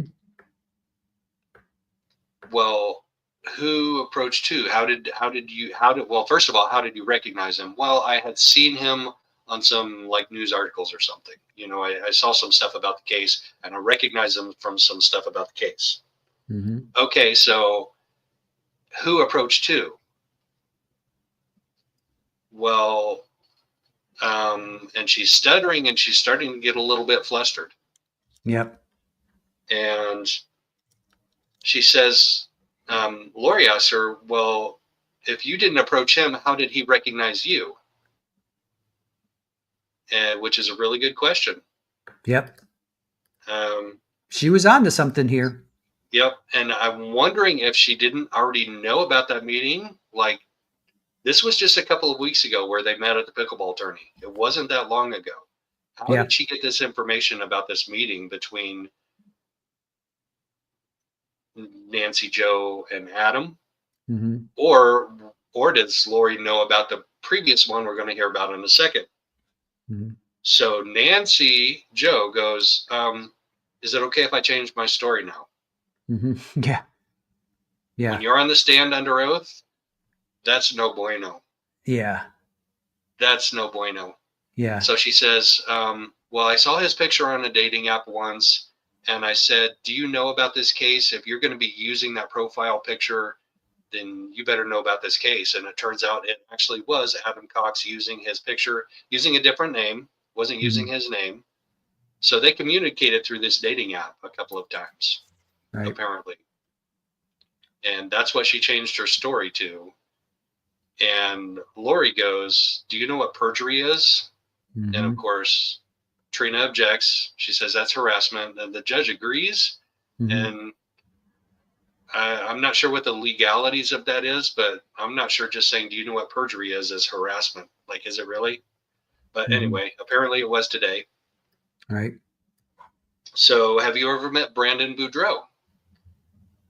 Well, yes, he goes to my daughter's church, and my daughter is familiar with the case. So she told me about it, which is also interesting. There's nothing incriminating about that, but it does like cast some shade on Nancy Joe's relationship to the case. What is her relationship to Kay? What is her relationship to Adam? What is her relationship to Brandon Boudreau? She's Mm-hmm. met all of these people. She's talked to all these people. She's texted with them multiple times. Where does she fit into this case? So that was about it. That was about it for casting shade on those relationships with the family members. Um, Apparently, at some point in time, she had a 45-minute phone call with Detective Moffat from Chandler PD. Mm-hmm. And then she asked a really weird question. Did you know that I was not aware that my husband was on a dating app? Um, and then she says he believed that you were having an affair and he was ready to move on.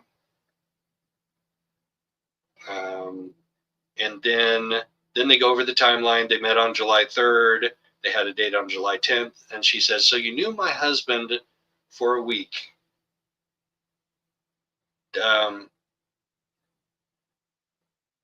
Before you went on the date? Yes. Mm-hmm. And she says, did you have any contact with him after that? Yeah. This was And a good one. Nancy Joe says, well, he was dead. So no, I didn't have any contact with him after that. Yeah. Second great lines by Nancy Joe. Yes. Yep.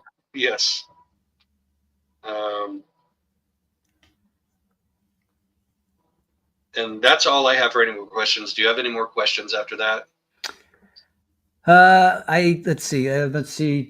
5 months later, contacted by Kay. Okay, so she contacted Kay 5 months later to express condolences and how much he loved JJ and how excited he was to see him.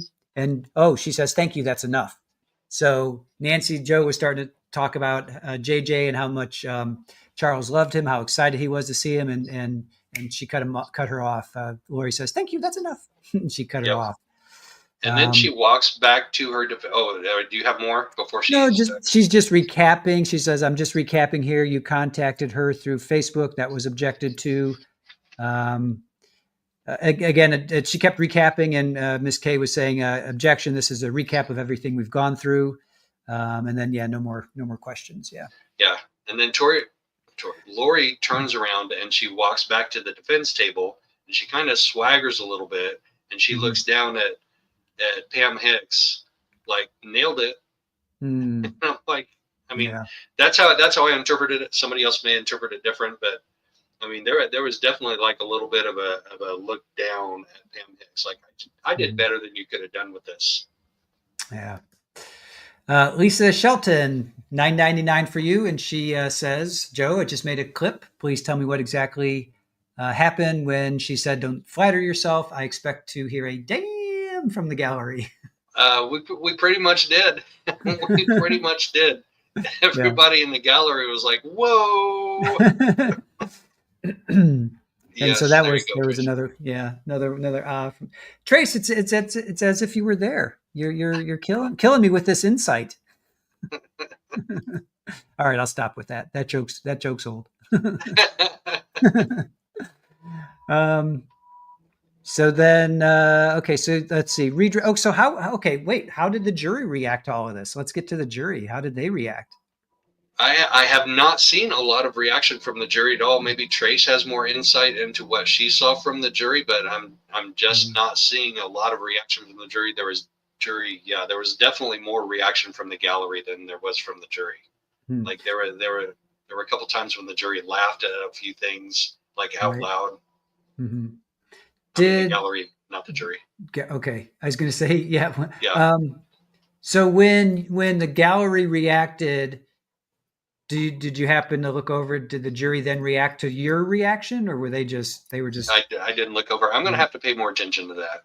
yeah. Like there was a little bit of a different energy in the gallery today because we had some new people in, like a Hmm. higher percentage of new people here for the first time watching it. So there was a Okay. different energy in the gallery, and there was more laughter, there was um, more vocal response to what was going on in the court.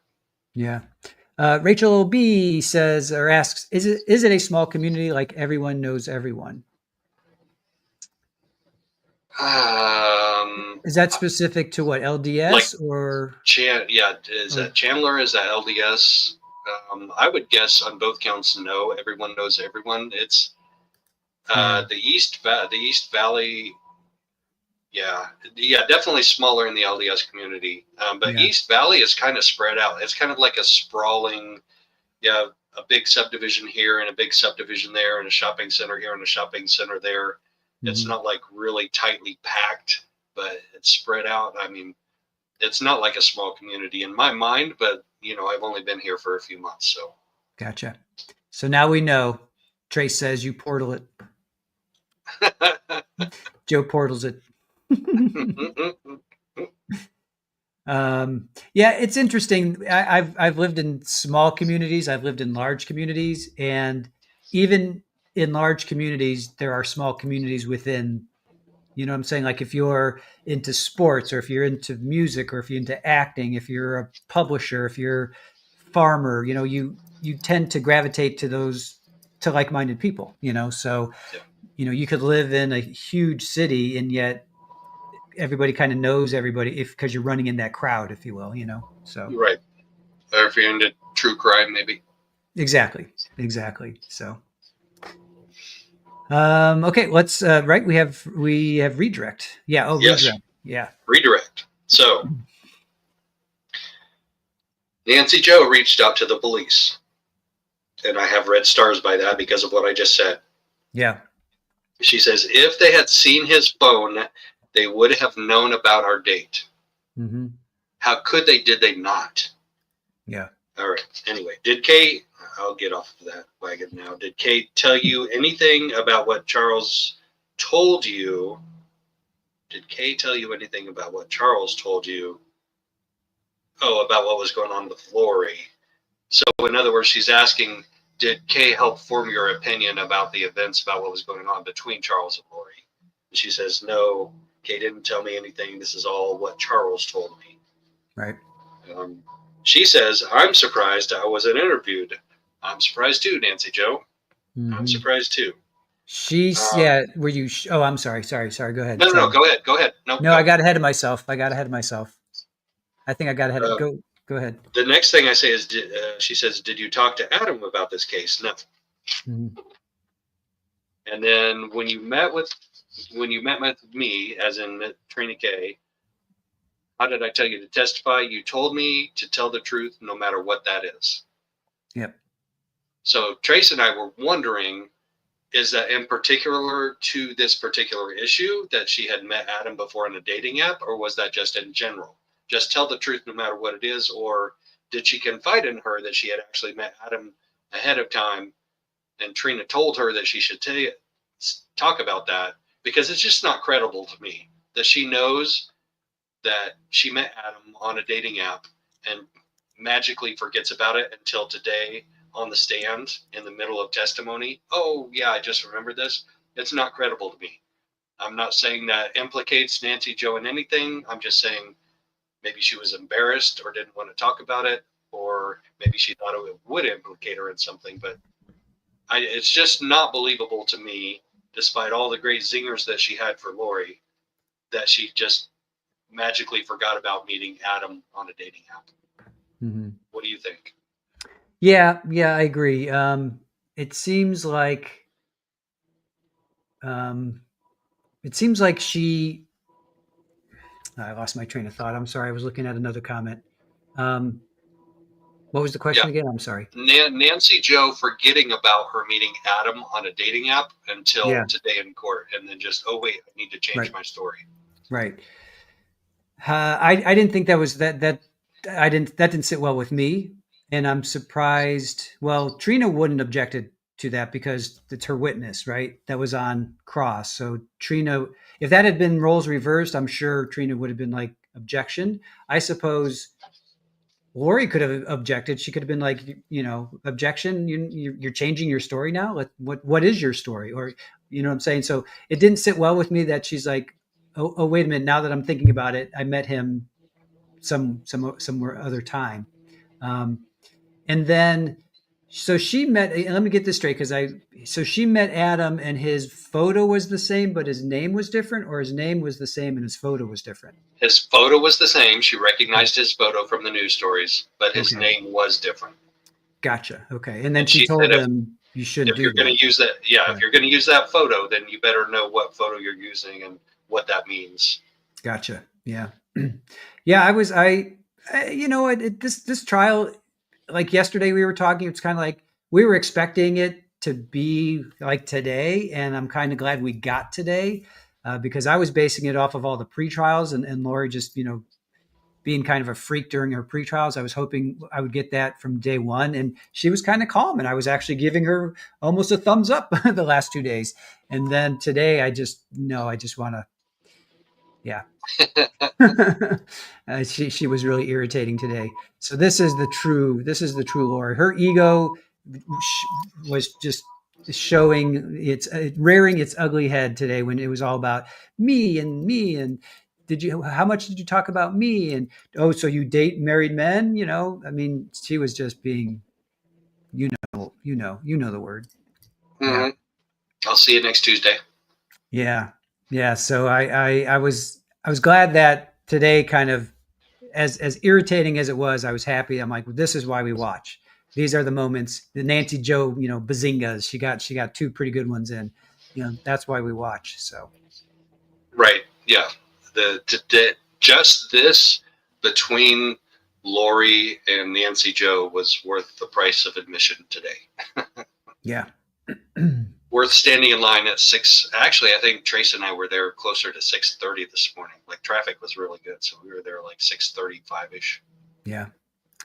Carolina, we are coming up. Do you know why the court finished early today? Well, I suppose we Yep. could say that. We could say that now. Do you want to say that Yeah. now? Or, yeah. Right. No, yeah, that's fine. I'm pretty sure that's because the state's witnesses were all done for the day. Like whoever their next witness is was told you don't need to come in today, so and they didn't know. So the amount of time that it takes to direct examine, cross examine, and redirect is variable. Like Mhm. it can, like you can think that it's going to take an hour, and it may take 2 hours. You can think it's going to take two, and it takes one. And we're going to find out part of the reason coming up with the next witness, why it was short.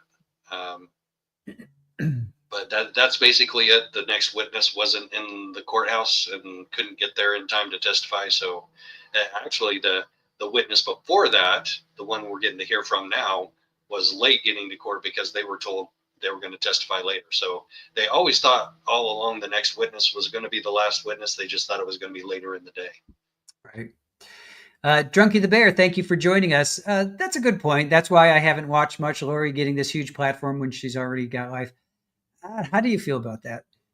Like, 3 life sentences. I'm okay with that. I'm watching and attending for a completely different reason yeah, because I want to see justice for Charles and JJ and Tylee. And Charles is the focus here. We're yeah. getting justice for Charles here, and that's why I'm here, and that's why I'm attending every day and reporting every day. I would echo that sentiment. As much as it's irritating, and yes, she is getting a platform, and here we are talking about her, giving her all this energy, putting all this energy out into the universe, and all this stuff. It's for Charles. I agree. It's always for the victim. And I have this conversation a lot with my chat. You know, we know like the serial killers, we know the defendants, we know that, but so rarely do we know the victims' names. They get lost in the shuffle. And I'm glad that Charles is not getting lost in the shuffle. As much as Lori irritates me, and yes, we are giving her this platform, if you will, this is about Charles, and it is for his family. So that's the way I feel about it. Yeah, So, agree. all right. So we went through redirect. Did we go through redirect? Yes. Well, I think Jury there's a little bit more. Okay. Oh yeah. Kay. We left kind of Yeah. like Kay. She Had did. you She told her, what did we talk about when yeah. I told you how to testify? Tell the truth no matter what it is. Um, and then she said that Charles, was very adamant that he was done with everything. In other words, he was moving on. He was getting a divorce. And um, I wouldn't have entertained a serious relationship with him until he got further along. Well, what she told him was people in general, people on the dating app, people he was dating, wouldn't probably entertain a serious relationship with him until he got further along in the divorce. And she said, I kind of felt the same way. I think she's kind of hedging her bet a little bit there, but because one of her next statements is, I wouldn't have entertained a serious relationship with him, but he was fun. Mm. So Yeah. we got, yeah, um, kind of one side or the other.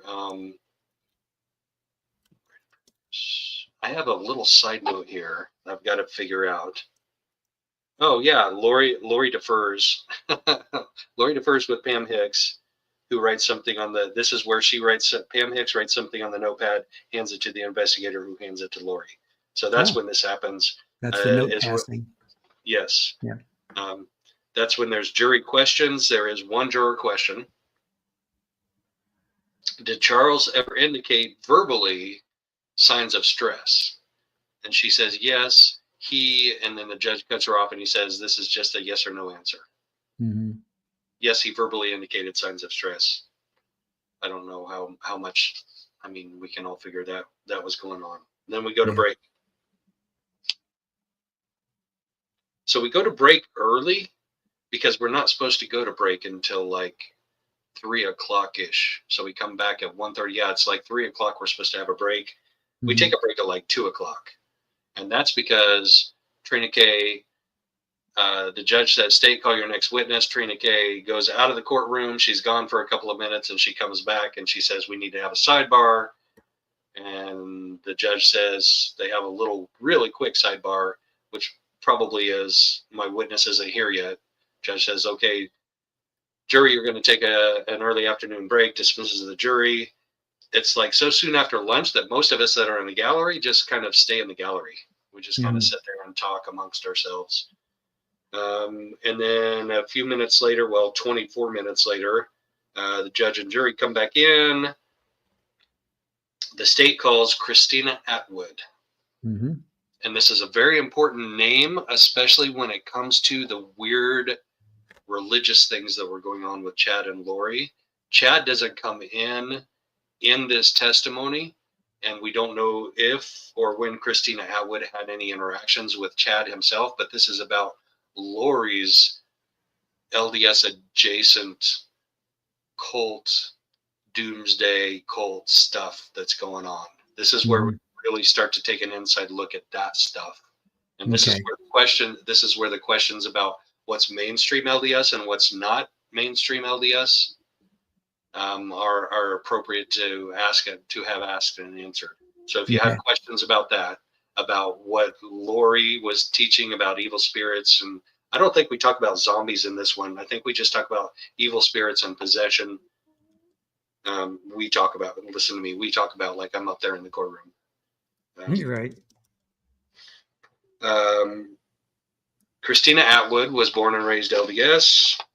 She met Lori at church sometime around 2010, and I assume it was like somewhere around the Chandler or Mesa or Gilbert area. Mhm. Um, she also knew Charles, but she didn't have a lot of interactions with him. She knew they were married, interacted more with Lori. Can you point out Lori in the courtroom? She's wearing a purple shirt, or did she say blouse or shirt? I don't know. Purple shirt and dark blazer. Um, then at some point in time, her and her husband and kids went out to Hawaii. So Lori and Charles and family were in Arizona. They moved out to Hawaii at some point in time after 2010. They, um, Christina and her family went out to visit them. Charles wasn't around very much, so they mostly visited with Lori. I Mhm. don't know why that's relevant. Um, then there was a little bit of an awkward back and forth between her and Trina about this next point. So Trina's trying to get her to say that Lori invited her to go to Hawaii in like late 2018ish or early 2019. And at some point, she was interviewed by the police in 2020 and 2021. So points she was interviewed, but her memory is foggy on the details. So Trina says, would it help you to refresh your memory to listen to this audio recording? She puts on the headset. We all sit there and wait for her to finish. Mhm. And then she says, yes, I got an invitation in like the fall or winter of 2018. And Trina keeps insisting that it was January of 2019 when she gets Yeah. the invitation. And Yeah. she refuses to say that's when it happened. She says it Mhm. was fall or winter of 2018. So I don't know why Trina's stuck on this January of 2019 thing, but I like just acknowledge what the witness says and moves on. It's not like a critical element, or is it a critical element? It may. Yeah, it may be. It may be. We don't know. At least right now. So yeah, yeah. So I have written down capital letters. It was not January of 2019. She says it was fall or winter of 2018 when she was invited to go to Hawaii, and I don't think she went to Hawaii. Um, so Lori shared with Christina Atwood, that she was upset with Charles. She was not with him at the time. She had gone to Hawaii and she was keeping it a secret. Mhm. Charles was in Texas with JJ. Tylee was with Alex, was living with Alex. So is that not a little bit weird? Yeah. JJ is with Charles in Texas, but Tylee is living with her Br- single adult brother Alex. Right. Who And is a truck driver, right? And was he driving trucks at that point in time or no? I don't know the answer to that question. Okay. Yeah, what was he doing for any kind of income or like Right. how was he keeping himself, did he own a house? Did he rent? Right. How did he Well, pay bills? I'm All that stuff. I'm I'm just going to touch on something that crossed my mind, and then I'm going to let it go. But Hmm. Alex had a history of inappropriate behavior with his family members, Hmm. and here is a teenage girl living alone with him in his house. That's all Yeah. I'm going to say. I mean, Yep. I worry about that. Yeah. That doesn't seem, if I'm Tylee's mother, that's not happening. I'm not going out and living in Hawaii and leaving my daughter with my brother back in the States. She's coming out with me to Hawaii, or I'm not going to Hawaii. If Yep. she really loved and cared about Tylee, you don't do that. You Yep. don't do that. Yep. She says that Charles tried to take her temple recommend. If y'all want to know about that, I got a quick answer for you. What a temple recommend is. Um, Yeah. What is that? Can you yeah, tell us what that is? Yeah. yeah. So the LDS temples are sacred places to them. Once they're first built or they're renovated, they can be open to the public for a quick tour, like for a couple of days or so. But then Hmm. they're consecrated and they're considered sacred, and only LDS people can enter into them, and only LDS people with the temple recommend. So to get a temple recommend, it's like your ticket, your pass into the temple. When you get to the temple, there are literally people at the door who will say, "Let me see your temple recommend," or "You're not getting in." So to Okay. get one of those, you meet with your local church leader. Usually, it's your bishop. It might be your stake president, Hmm. and they ask you a bunch of questions. Are you living your life right? Are you living by the Mormon principles? Are you obeying the word of wisdom? Are you chaste? Are you committing any of the major sins, adultery or fornication, or are you stealing or any of those things? Are you living right? Are you living by God's rules or by Mormon God's rules? Hmm. And if you say yes, if you answer all those questions correctly, even if you're lying, they'll give you a temple recommend, and Okay. they will let you in the temple to go do the sacred or secret rituals that go on in the Mormon temple. Okay. Thank you. Appreciate that. Um, so they, I have a question here. If I told you that you told something to the police department, would you disagree with me?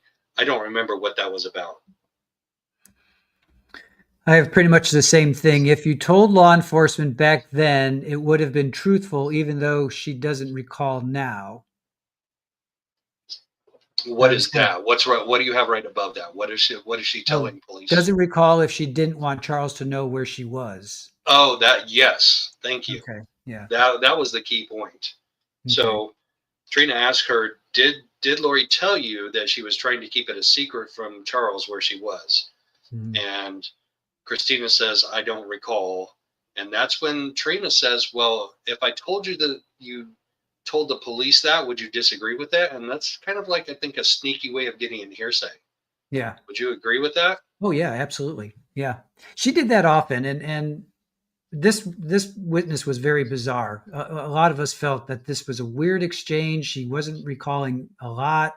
She had to have her memory refreshed. She said, "My memory was much more fresh back then than it is now," which I can totally understand. But it was just awkward, right? Did you Yeah. get a sense of Yeah. that? Yeah. Hmm. And this was one of And those moments, right? This was just one of those weird yeah. moments, like, And I yeah. think part of the awkwardness is Trina is trying to get her to answer a certain way. And Yeah. she doesn't feel comfortable answering the way that Trina wants to answer in all cases. Yeah. So this might be a good time to bring up this question. And Sinbad, if you're in there, this I think was one of your questions. And if it wasn't, then I'm going to attribute it to you. Um, does Lori still have followers? And was Christina maybe concerned that somebody was going to maybe come after her afterwards? Like, is she intimidated? That's a good question. That's a good question. And and when we find out about Lori's cross exam after direct, then maybe that shed some insight into it. Yeah. Okay. I don't know. I have no idea. I'm sure Lori still has supporters. I don't know if you would call them followers. Mhm. I mean, because if you see Melanie Gibb was one of the big followers. Mm-hmm. And now when you see her interview with the police immediately afterwards, she said, well, I believed, but I didn't believe 100%. And then when you see her interview with Nate Eaton on East Idaho News, she's even a little more wishy-washy and a little Mm-hmm. more like, well, I wasn't really doing anything wrong because I didn't really believe it type of thing. Yeah. So if there was going to be a follower, it would be Melanie Gibb, and Melanie Gibb is not. So probably because Melanie Gibb doesn't want to have charges leveled at her. Yeah. So she doesn't recall if Lori told her she didn't want Charles to know. If I told you you told the police that she didn't want to know, would you disagree with that? No, I don't like that, getting that in. If I were Lori, I would have objected anyway. Yeah. Did you know that she had gone to Idaho? No. When was she back in Arizona? I saw her and Charles at the temple, or me and my husband saw her and Charles at the temple one time. That's when we realized she was back in Arizona, somewhere around late 2018, early 2019. And this is when we get into the women's group, this circle, these gatherers, if you will. And this didn't come up in court, so that's like a code word for research that I've done and that Kresha has done. I'll give Kresha all the credit. Okay. She has a channel that's called Difficult Research. Kresha is Charles's niece. He was her Uncle Charles. And starting the day after he was murdered, she started doing research. And she's done some really, really deep dives into Mormon cult offshoots and ritualistic abuse in the Mormon church. And we have a 4-part series. We're going to do number 5 this weekend sometime on that specific thing. But this next testimony is kind of tied to that on my mind, because it's LDS adjacent is what I'm going to say. So we'll hear from various witnesses that what they heard from Lori didn't jive with how they were taught in the Mormon church, but it is adjacent. It is Mormon adjacent, 100%. Gotcha. Here, just a quick shout out to Kresha. I watched one of those. You said a 4-part series. I think I saw maybe the second or third one. Anyway, yeah, guys, it's worth checking out for sure. If you're interested at all in this and you want to get deeper into it, it definitely is worth it. Yeah, she was on with Justin Lum today talking about the trial, because he's doing like a podcast type thing. Gotcha. So Kresha's brother is JJ's bylot. Okay, gotcha. I didn't know that. Thank you, Trace. I didn't realize that.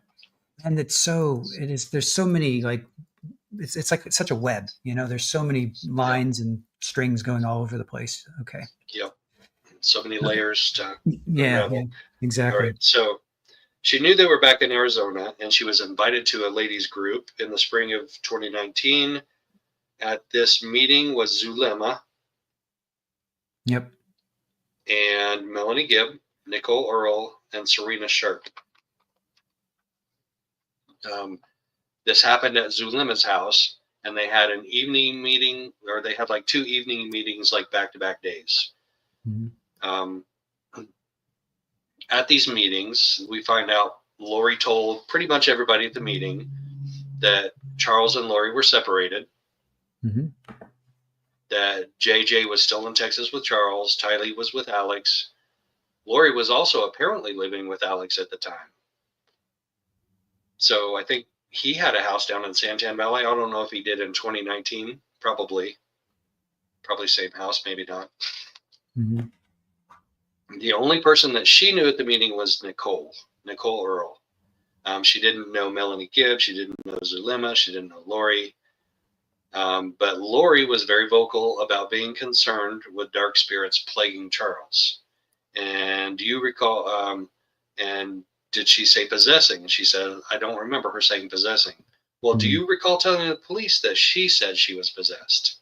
And she says, I don't recall that. Well, if I told you that you told police that based on this report, would you deny it.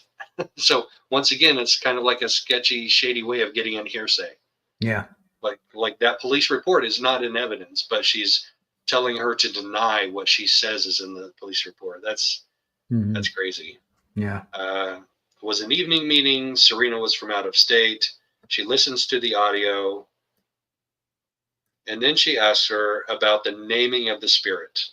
So she said, Lori told me that he was possessed by a spirit and there was a name to it. I don't recall what the name of that spirit was. She didn't just tell Christina Atwood, she told pretty much all the women at the meeting about multiple possessions.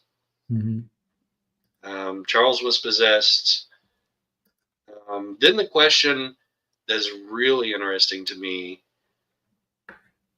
did you participate in any castings? Let me just stop you for a moment. This is when the audio went out for us.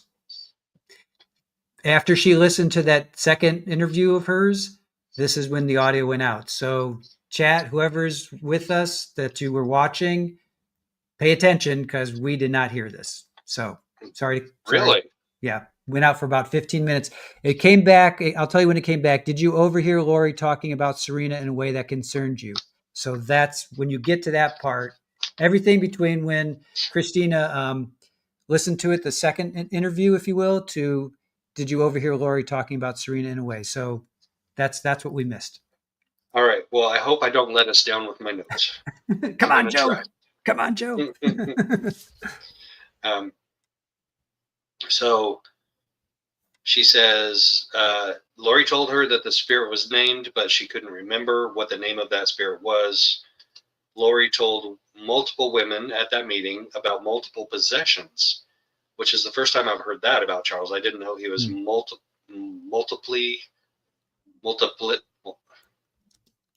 was possessed multiple times.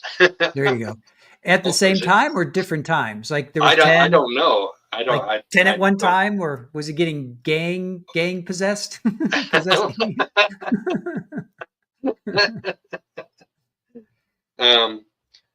Charles was possessed. Did you participate in any castings? So we're going to start talking about castings now, and this is big in this circle of gatherers. She didn't answer that question. She just sat on the stand and did not answer that question about did you participate in any castings? Wow. What is a casting for those that don't know? So I think she may talk about it a little bit later in here, but okay. She did ask the question, and I'm not sure I put it in my notes. So that's a really good, relevant question at a relevant time. So a casting, according to Christina Atwood, was praying together for an evil spirit to leave somebody's body. Okay. So literally that's casting out the demons. Okay, I gotcha. Yes. Oh, like Sinbad just said. Yeah. Yeah. Okay. We all came to the same conclusion at the same time. I gotcha. Okay. Right. So did you participate in any castings? There was no answer. So Trina is like, oh crap, she didn't answer that. So I'll rephrase it another way. Did Lori ever talk to you about casting? Yes. Did you participate? She says, I was present. Sorry. So, which meeting were you present at? And then we start to get into the June 9th meeting at Zulema's house, where she says, we all got together for the last time. So the last time this group of gals got together was on June 9th. So that's like almost exactly a month before Charles was killed. We all got together and prayed. So think about that. So if casting is prayer to exorcise the demon from somebody, and she asked her, did you participate in castings? She wouldn't answer that, but she admits right here she went to this quote unquote prayer meeting. Right. On June 9th. And the June 9th meeting is a big one. who was there. So there was Lori's niece, Melanie Boudreau. There was Melanie Gibb. There was Nicole Earl, Lori, and guess what? Alex was there at this meeting as a Ah, witness. okay. And she had previously met Alex one time, and she had previously met Melanie Boudreau one time at Alex's house. She says, at this meeting, I was put off by Alex. He was loud and he was outspoken, and I was very uncomfortable with what he was talking about. Lori was telling everybody that Charles was possessed. Again, she's telling everybody he's possessed. So they had a fast and prayer meeting.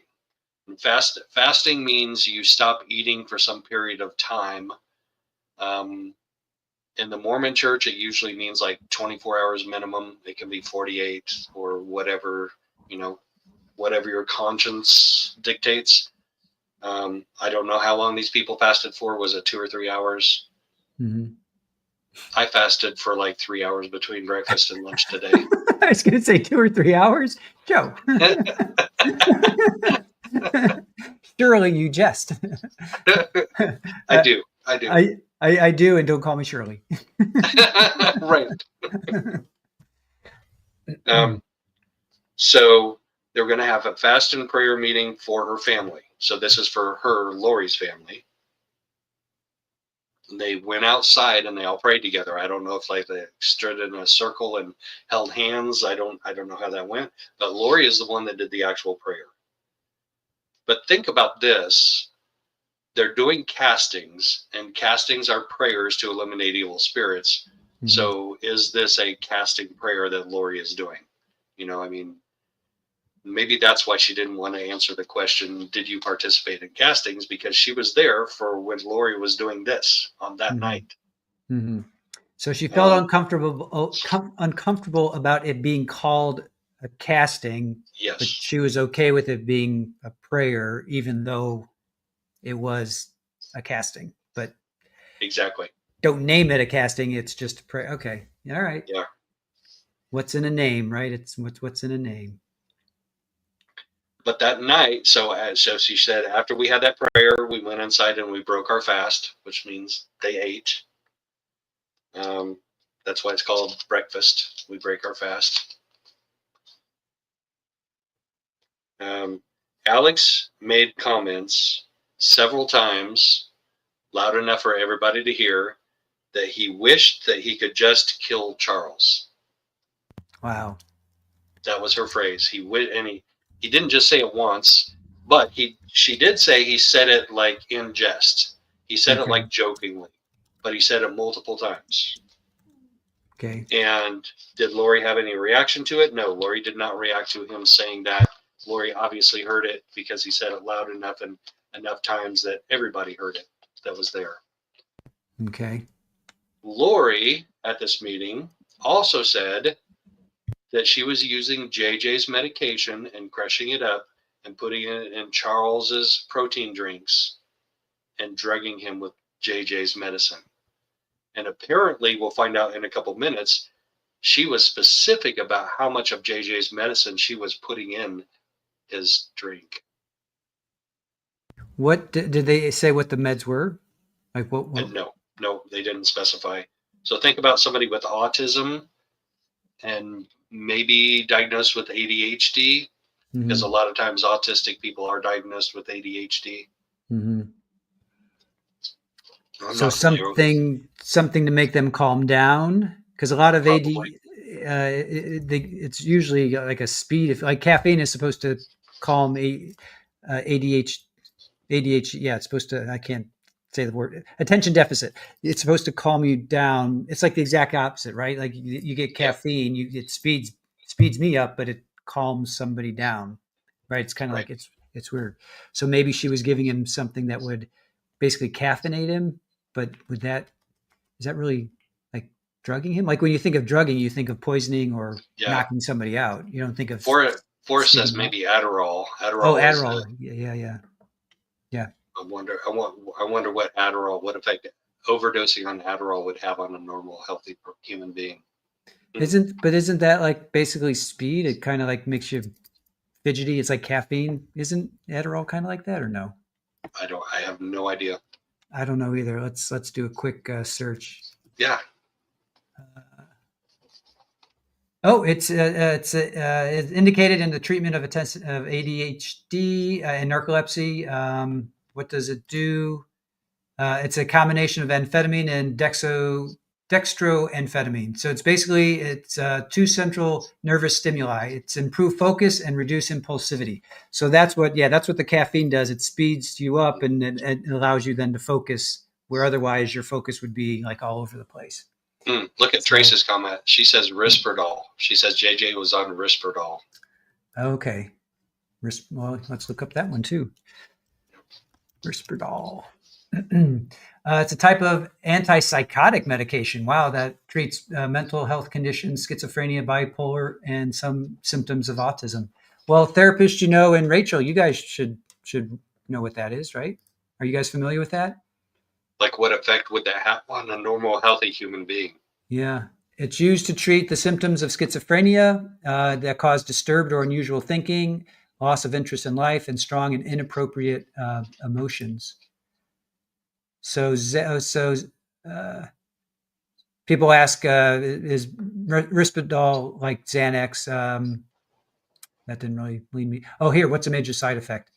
Falling sleepy in the day or difficulty falling asleep at night, problems with your movement, difficulty moving, stiff muscles, slow shuffling walk, shakes and drooling, headaches, putting on weight. So I could see if yeah, he would like kind of like lose control of his Well, movement. think about this. When he was shot with a 45 caliber firearm directly Hmm. in the chest through the heart, he fell straight down backwards, Hmm. supine, Yeah, with his arms at his sides.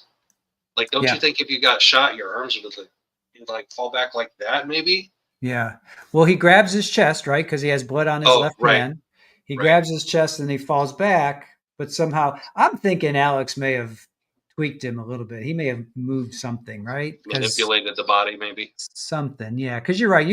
I mean, you would fall straight back,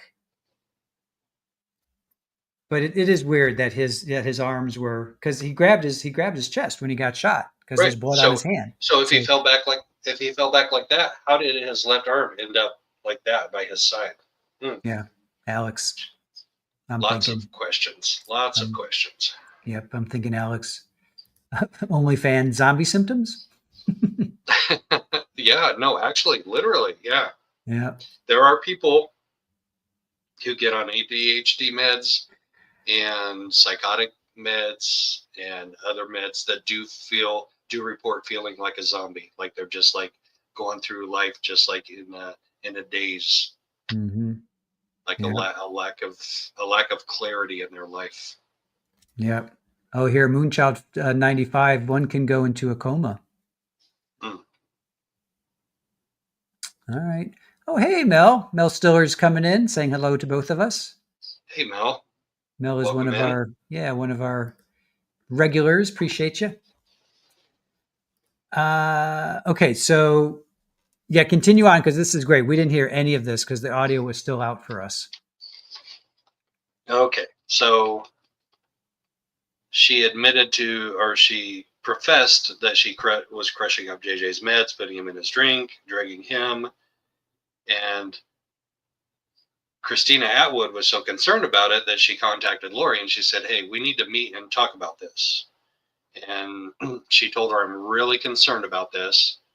And Lori was very dismissive. She downplayed it. She's like, "Oh, we were just joking. And I don't really crush up that many meds in Charles's drink."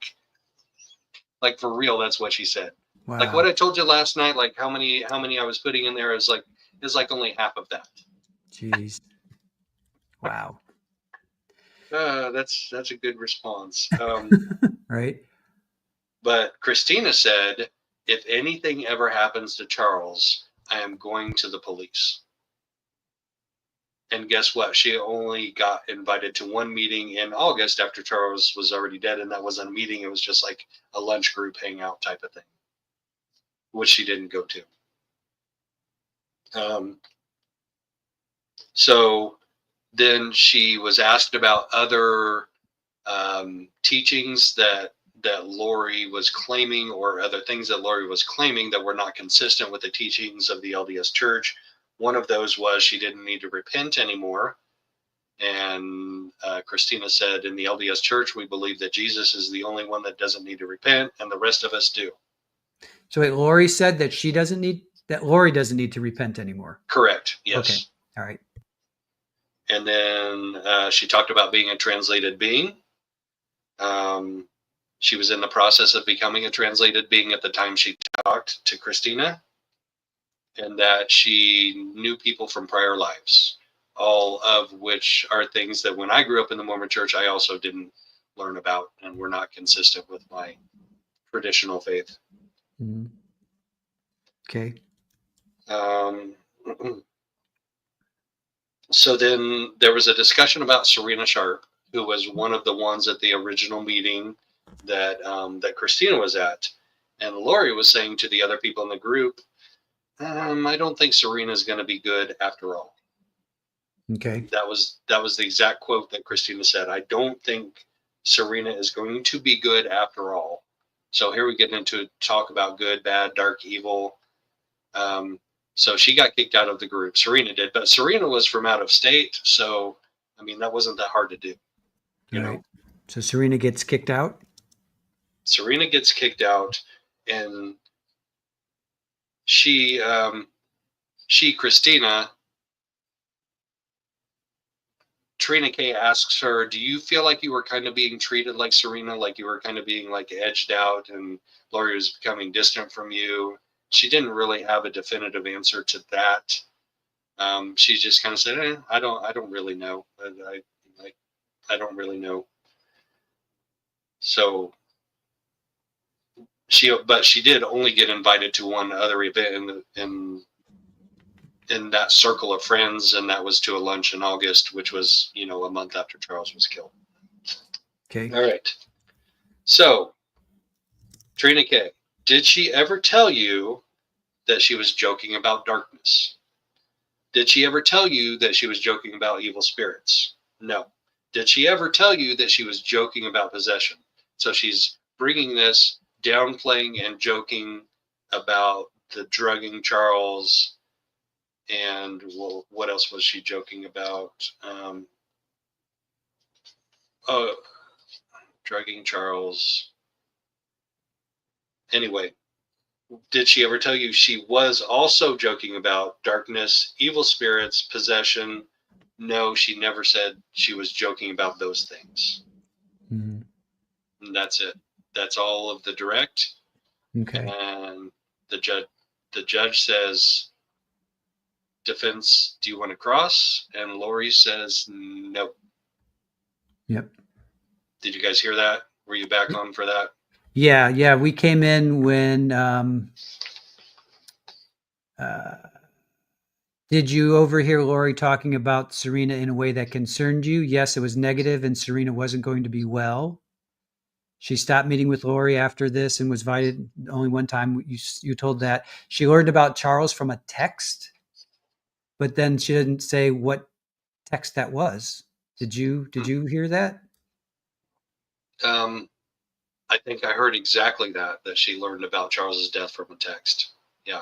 But then that's it. Then the next question was, thought it was his brother-in-law, and then she realized it was Alex had been involved. Right. So we don't know who texted her. Right. After she knew it was Alex, and then stopped going into hearsay. That was Trina saying stop. She stopped her. That's going into hearsay. The shooting of Charles was about a month after hearing Alex says he was going to kill Charles. So Lori never joked about Charles being possessed or having a dark spirit. So yeah, so we missed a pretty significant chunk, and I was railing against the tech at this point. I'm like, tech, get your act together. And trust me, I know I've been there. I can feel their pain, but I was like throwing papers at the screen. Akasha, because that's what you do in an Airbnb when you don't have a full slate of dishes. You have to drink out of an evidence collection cup. Oh. The red solo cup. You know, I saw it like the whole stream and it didn't even dawn on me until just then. That's funny. Yes, Sinbad. Shocked. I was shocked Lori didn't cross I Christina. I was too. I was. From fireworks to fizzle. Yeah, it was. It was. And then, so let's get back to like the jury. How did they react to some of this, drugging of Charles? Alex saying he's going to kill him. Like, what did the jury react to We're any of just that? we're just no, we No? are not seeing a lot of reactions from the jury at all. They're like being very good at just being stone faced, whether they're stone faced in their own head and just kind of like, when is this going to be over? When is this going to be over? Or if they're like, oh wow, that was interesting, but I can't show Right. my interest. Right. It's interesting that we are like that kind of moment. I'm like on the edge of my seat, and Lori, being Lori at times, being snippy and her ninth grade attitude, her baby doll, baby girl voice, we love that, or we don't love it, but like that's what we're waiting for, for her to go off the rails. But you're right. If somebody who isn't invested in this, they're just like, oh, whatever. You're just so I can understand that. Yeah, and I think the gallery was more invested in today than and definitely more reactive than the jury was. There was a point in time when Yeah. Lori got zinged. Oh, it was when it was the two times when Nancy Joe zinged her, when the gallery actually had like an audible, like Hmm. gasp reaction type of thing, and Yeah. a couple people like giggled or laughed. It's like, I just oh no, want she didn't.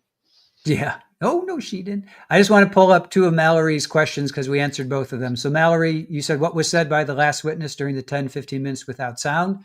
So, we just went over that, which was pretty significant. And then, and Mallory posted this at 8:06 and 8:07. So, here we are an hour and a half later.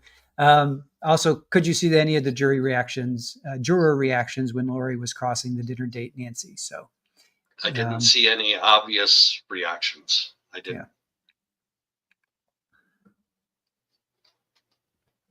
All right, let's see. Colby? There was a question here about Colby. Let me pull this one up. Do we know if Colby is going to be testifying? Miss Dakota. Do we know? Colby is not on anybody's witness list, and I'm pretty sure he said that he's not even coming to trial at all. Yeah. Rachel B says Lori's advisory council is not giving her legal advice. They are explaining court procedure to her. She probably needs a little help with that, or a lot of help with that. Yeah. But okay, Rachel, but how do you know? How do you know what they're telling her? I'm interested to know that. Yeah, I had the same question. Rachel, we love you and we need to know. How do you know? What's the inside scoop? This is a good question. Do we have any idea, Susie? Do we have any idea what day Kay will be on the stand? No, we don't. We looked at the state's witness list again today, and it is not in chronological order. She is on the victim exempt list, so she is actually in the gallery every single day, and Good. she was actually interacting today with some people she knew in the general public area. Mm-hmm. But she was there today in decent spirits, but obviously there were some difficult parts for her when they were showing some of the exhibits of Charles, where Yeah. it's understandably disturbing. Yeah. On the looking at the state witness list under civilians, it's Christina, who we heard from, Adam, who we haven't, Nancy Joe, which we have, Serena, which we haven't, and then Kay. So we've heard from two of the five on their witness list. A lot of people in our chat were saying, "Boy, if this is the way Lori is reacting with Nancy Joe, just wait till Kay gets up." Oh So man, oh what do you man, think? Yeah, what do you think? I'm there for that, because Yeah. Kay is not going to put up with any of it. Yeah, Kay's badass. She's Yeah, definitely, yeah, she's definitely yeah. gonna, yeah. Let's see. Oh, this is a good one. Kai, has Lori been close to being zapped yet? You know what? It's funny you mentioned that, because she is supposed to stay at the lectern when she is examining the witness, and she's not supposed to deviate from that. And today she kind of took like two steps to the left of it to talk with her paralegal who was coming up to like deal with some evidence or something. Mm-hmm. And I was like, I think one more step and she might get zapped. Like consciously had that thought, Lori, you're kind of deviating from the plan there. Right. But I don't know who has the remote control for that, because there's a bailiff on the left side and he's the one that lets her in and out of her ante room over there. And then there's a bailiff on the right side and he just kind of sits there and monitors, what's going on in the courtroom. He's like backup. He somebody took his comfy chair the other day, so he actually like has to sit up and pay attention now. Poor But guy. I don't know who has the remote control for that rack belt. Aren't there two? I heard in the pretrial. I think there's two. Two people have. I'm pretty sure I remember that. Two people have control. Pretty sure. Who that is. I wonder if the Yeah. judge is one of them. If I were the judge, I would have been tempted like 43 times now to activate that thing. Brooklyn Pasola, Lori has no clue that you need to know absolutely every answer out of your witness mouth ahead of time. This is going to be beautiful. Yeah. She's getting owned pretty good right now. I mean, she's doing better than I thought she would, for sure. Yeah. Forrest, you need to locate those remotes. I could auction off access to those remotes. We could probably make some money. Yeah. Therapist, wait. Yep. Okay, I'm going to pull up therapist. Why is she asking those questions though? To what end? So this was back. This was from 9/21. So this was a while ago. This was Nancy Joe, I guess, asking about dating married men and all that stuff. And that's probably. She's just trying to get to her. She's been waiting and waiting and waiting to have access to this lady that her husband, who she was admitted. So she admitted to being separated from Charles back in February and January of 2019, but she has a problem with him dating somebody else by the time we get up to July. She goes off to Hawaii. She leaves her kids back in the States. But, she knows that he has dated somebody from this LDS dating app, and she just wants to get to her. Hell hath no fury, right? Right. Here, I want to pull this one up because we just talked about it. Dwayne says, Lori will absolutely lose it when Miss Kay Woodcock takes the stand. She might ask, what did you do with my husband's $1 million? I would not put it past her. I would not put it past her to say something to that effect. And I would answer, what did you do with my husband?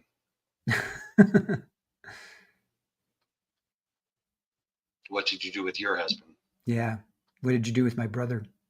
Yeah, oh no, wait. We know that, but yeah. What did you do with? Yeah. What did you do with the kids? Yeah. Yep. This is a good one.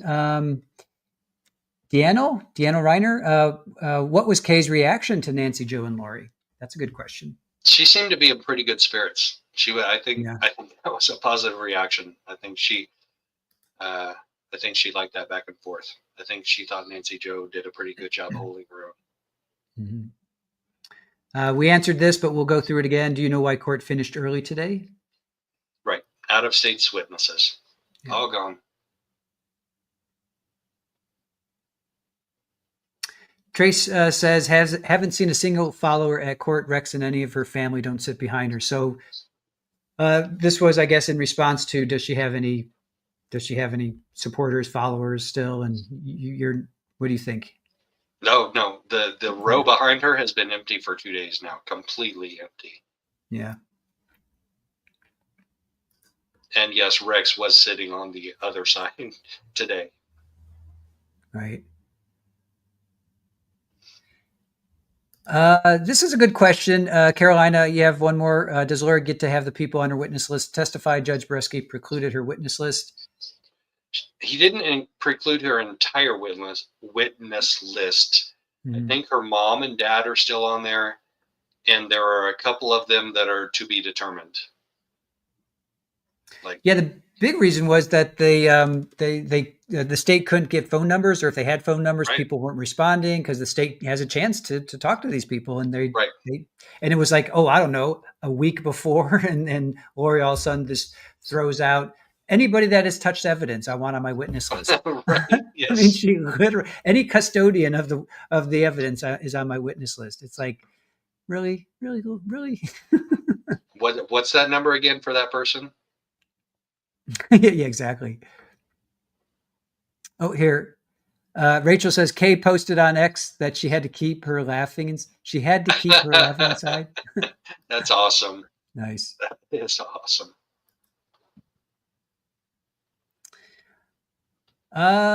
Rex is Lori's uncle. Who is Rex in this case? Trace is going to have to answer that. I lose track of all the relationships. Yeah. Oh, here. Yep, Trace. Lori's uncle Rex. Okay.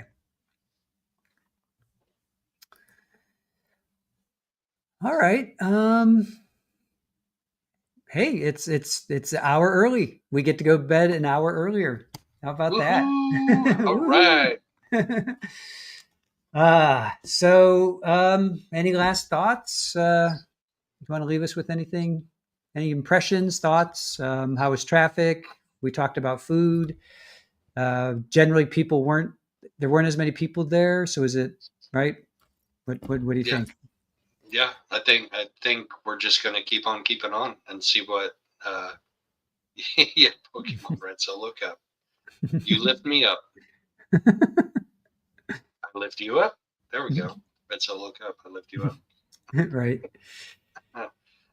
Uh, I'm sorry. This is a good thing about Friday. So, has he decided yet on that? He said that he wasn't going to. That was yesterday. He said if we're going to do anything, it would be Friday. And what was that about? I forget now. That was her motion regarding Lonnie Dworkin's extraction. Yeah, maybe this Friday we can squeeze it in. Yep. Yeah. Has he made a Uh, ruling? Have you heard anything about that yet? nope. I have not Yeah. heard anything yet. In fact, I need to go on and look at the court documents. I haven't checked those all week because I've been getting up early and staying up late. Mm-hmm. Oops. Oh, dang it. I want to pull this one up. So Lily Wayne thanking us as well as Sarcasm. Oops. Hold on. Why can I? Hold on. There we go. Sarcasm. Thank you guys. All right. So I'm sorry. Go ahead. Any last impressions? Leave us with No, anything. I'm Any just words of wisdom? I have no words of wisdom right now except let's go get a good night's sleep. How's that? I hear you. I hear you. I appreciate everybody in here and I appreciate all of your support for sure. I hope that it's worth it. I mean, because it's becoming a reality to me how much of a not sacrifice isn't the right word, but how much dedication it takes to like go to court every single day for Mhm. hours and hours. And I'm not saying that to like toot my own horn in any way. What I'm saying is I hope that it's worth it to you guys. Like I hope I'm bringing you guys something that's valuable, that's insight that you can't get just by watching, the court TV feed. Absolutely. And Mel Stiller echoes that. Thank you for being our ears and eyes, Joe. Absolutely. I'm happy to be there with all of you and bring all of you what I can. And I'm happy Trace is there with me too, so she can bring a little additional insight or a lot of additional insight. Absolutely. All right. Do you here? Do you want to? I'll remove myself if you want to You plug don't know. You yourself. don't need to. You don't Don't need to do do that. that. All right. Yeah. Sounds good. Yeah, I'm tired too. All right, Joe. Thank you for this dual stream, guys. If you don't know who Joe Schmo is by this time, I'm throwing papers at you. Joe, tell us where we can find you. Joe Schmo 88. That's with SCHMOE. Joe Schmo 88. And then on Twitter, it's JS_media. Fantastic. And I am Squeegee of Justice from Trial TV Live. We are on Facebook, Twitter, and Blue Sky, as well as obviously YouTube. I love the cross pollination. I love our collaboration, and looking forward to 4 more weeks. Right? We're almost. We have one more day of week one. Week one is almost in the books, so we have probably 4 more weeks of this. So I'm looking forward to 4 more weeks of this. This is a lot of fun. Absolutely. appreciate you So having me on and co-hosting, co-streaming, whatever you call it together. yeah, yeah, right on. I'm going to try and see. We have a. I love your outro. I mean, as sad as it is to see your little guy at the end, we have an intro too, so I have to remember to play our intro. I'm sorry, outro. That's how tired I am. I have an outro to play. So, Awesome. all right, Joe. We'll see you tomorrow, probably at 9 Eastern, 6 Yep. Pacific, right? Hasta mañana. Yeah. Okay. Cool. All right. Thank you guys for joining, and we'll see you guys tomorrow. See ya.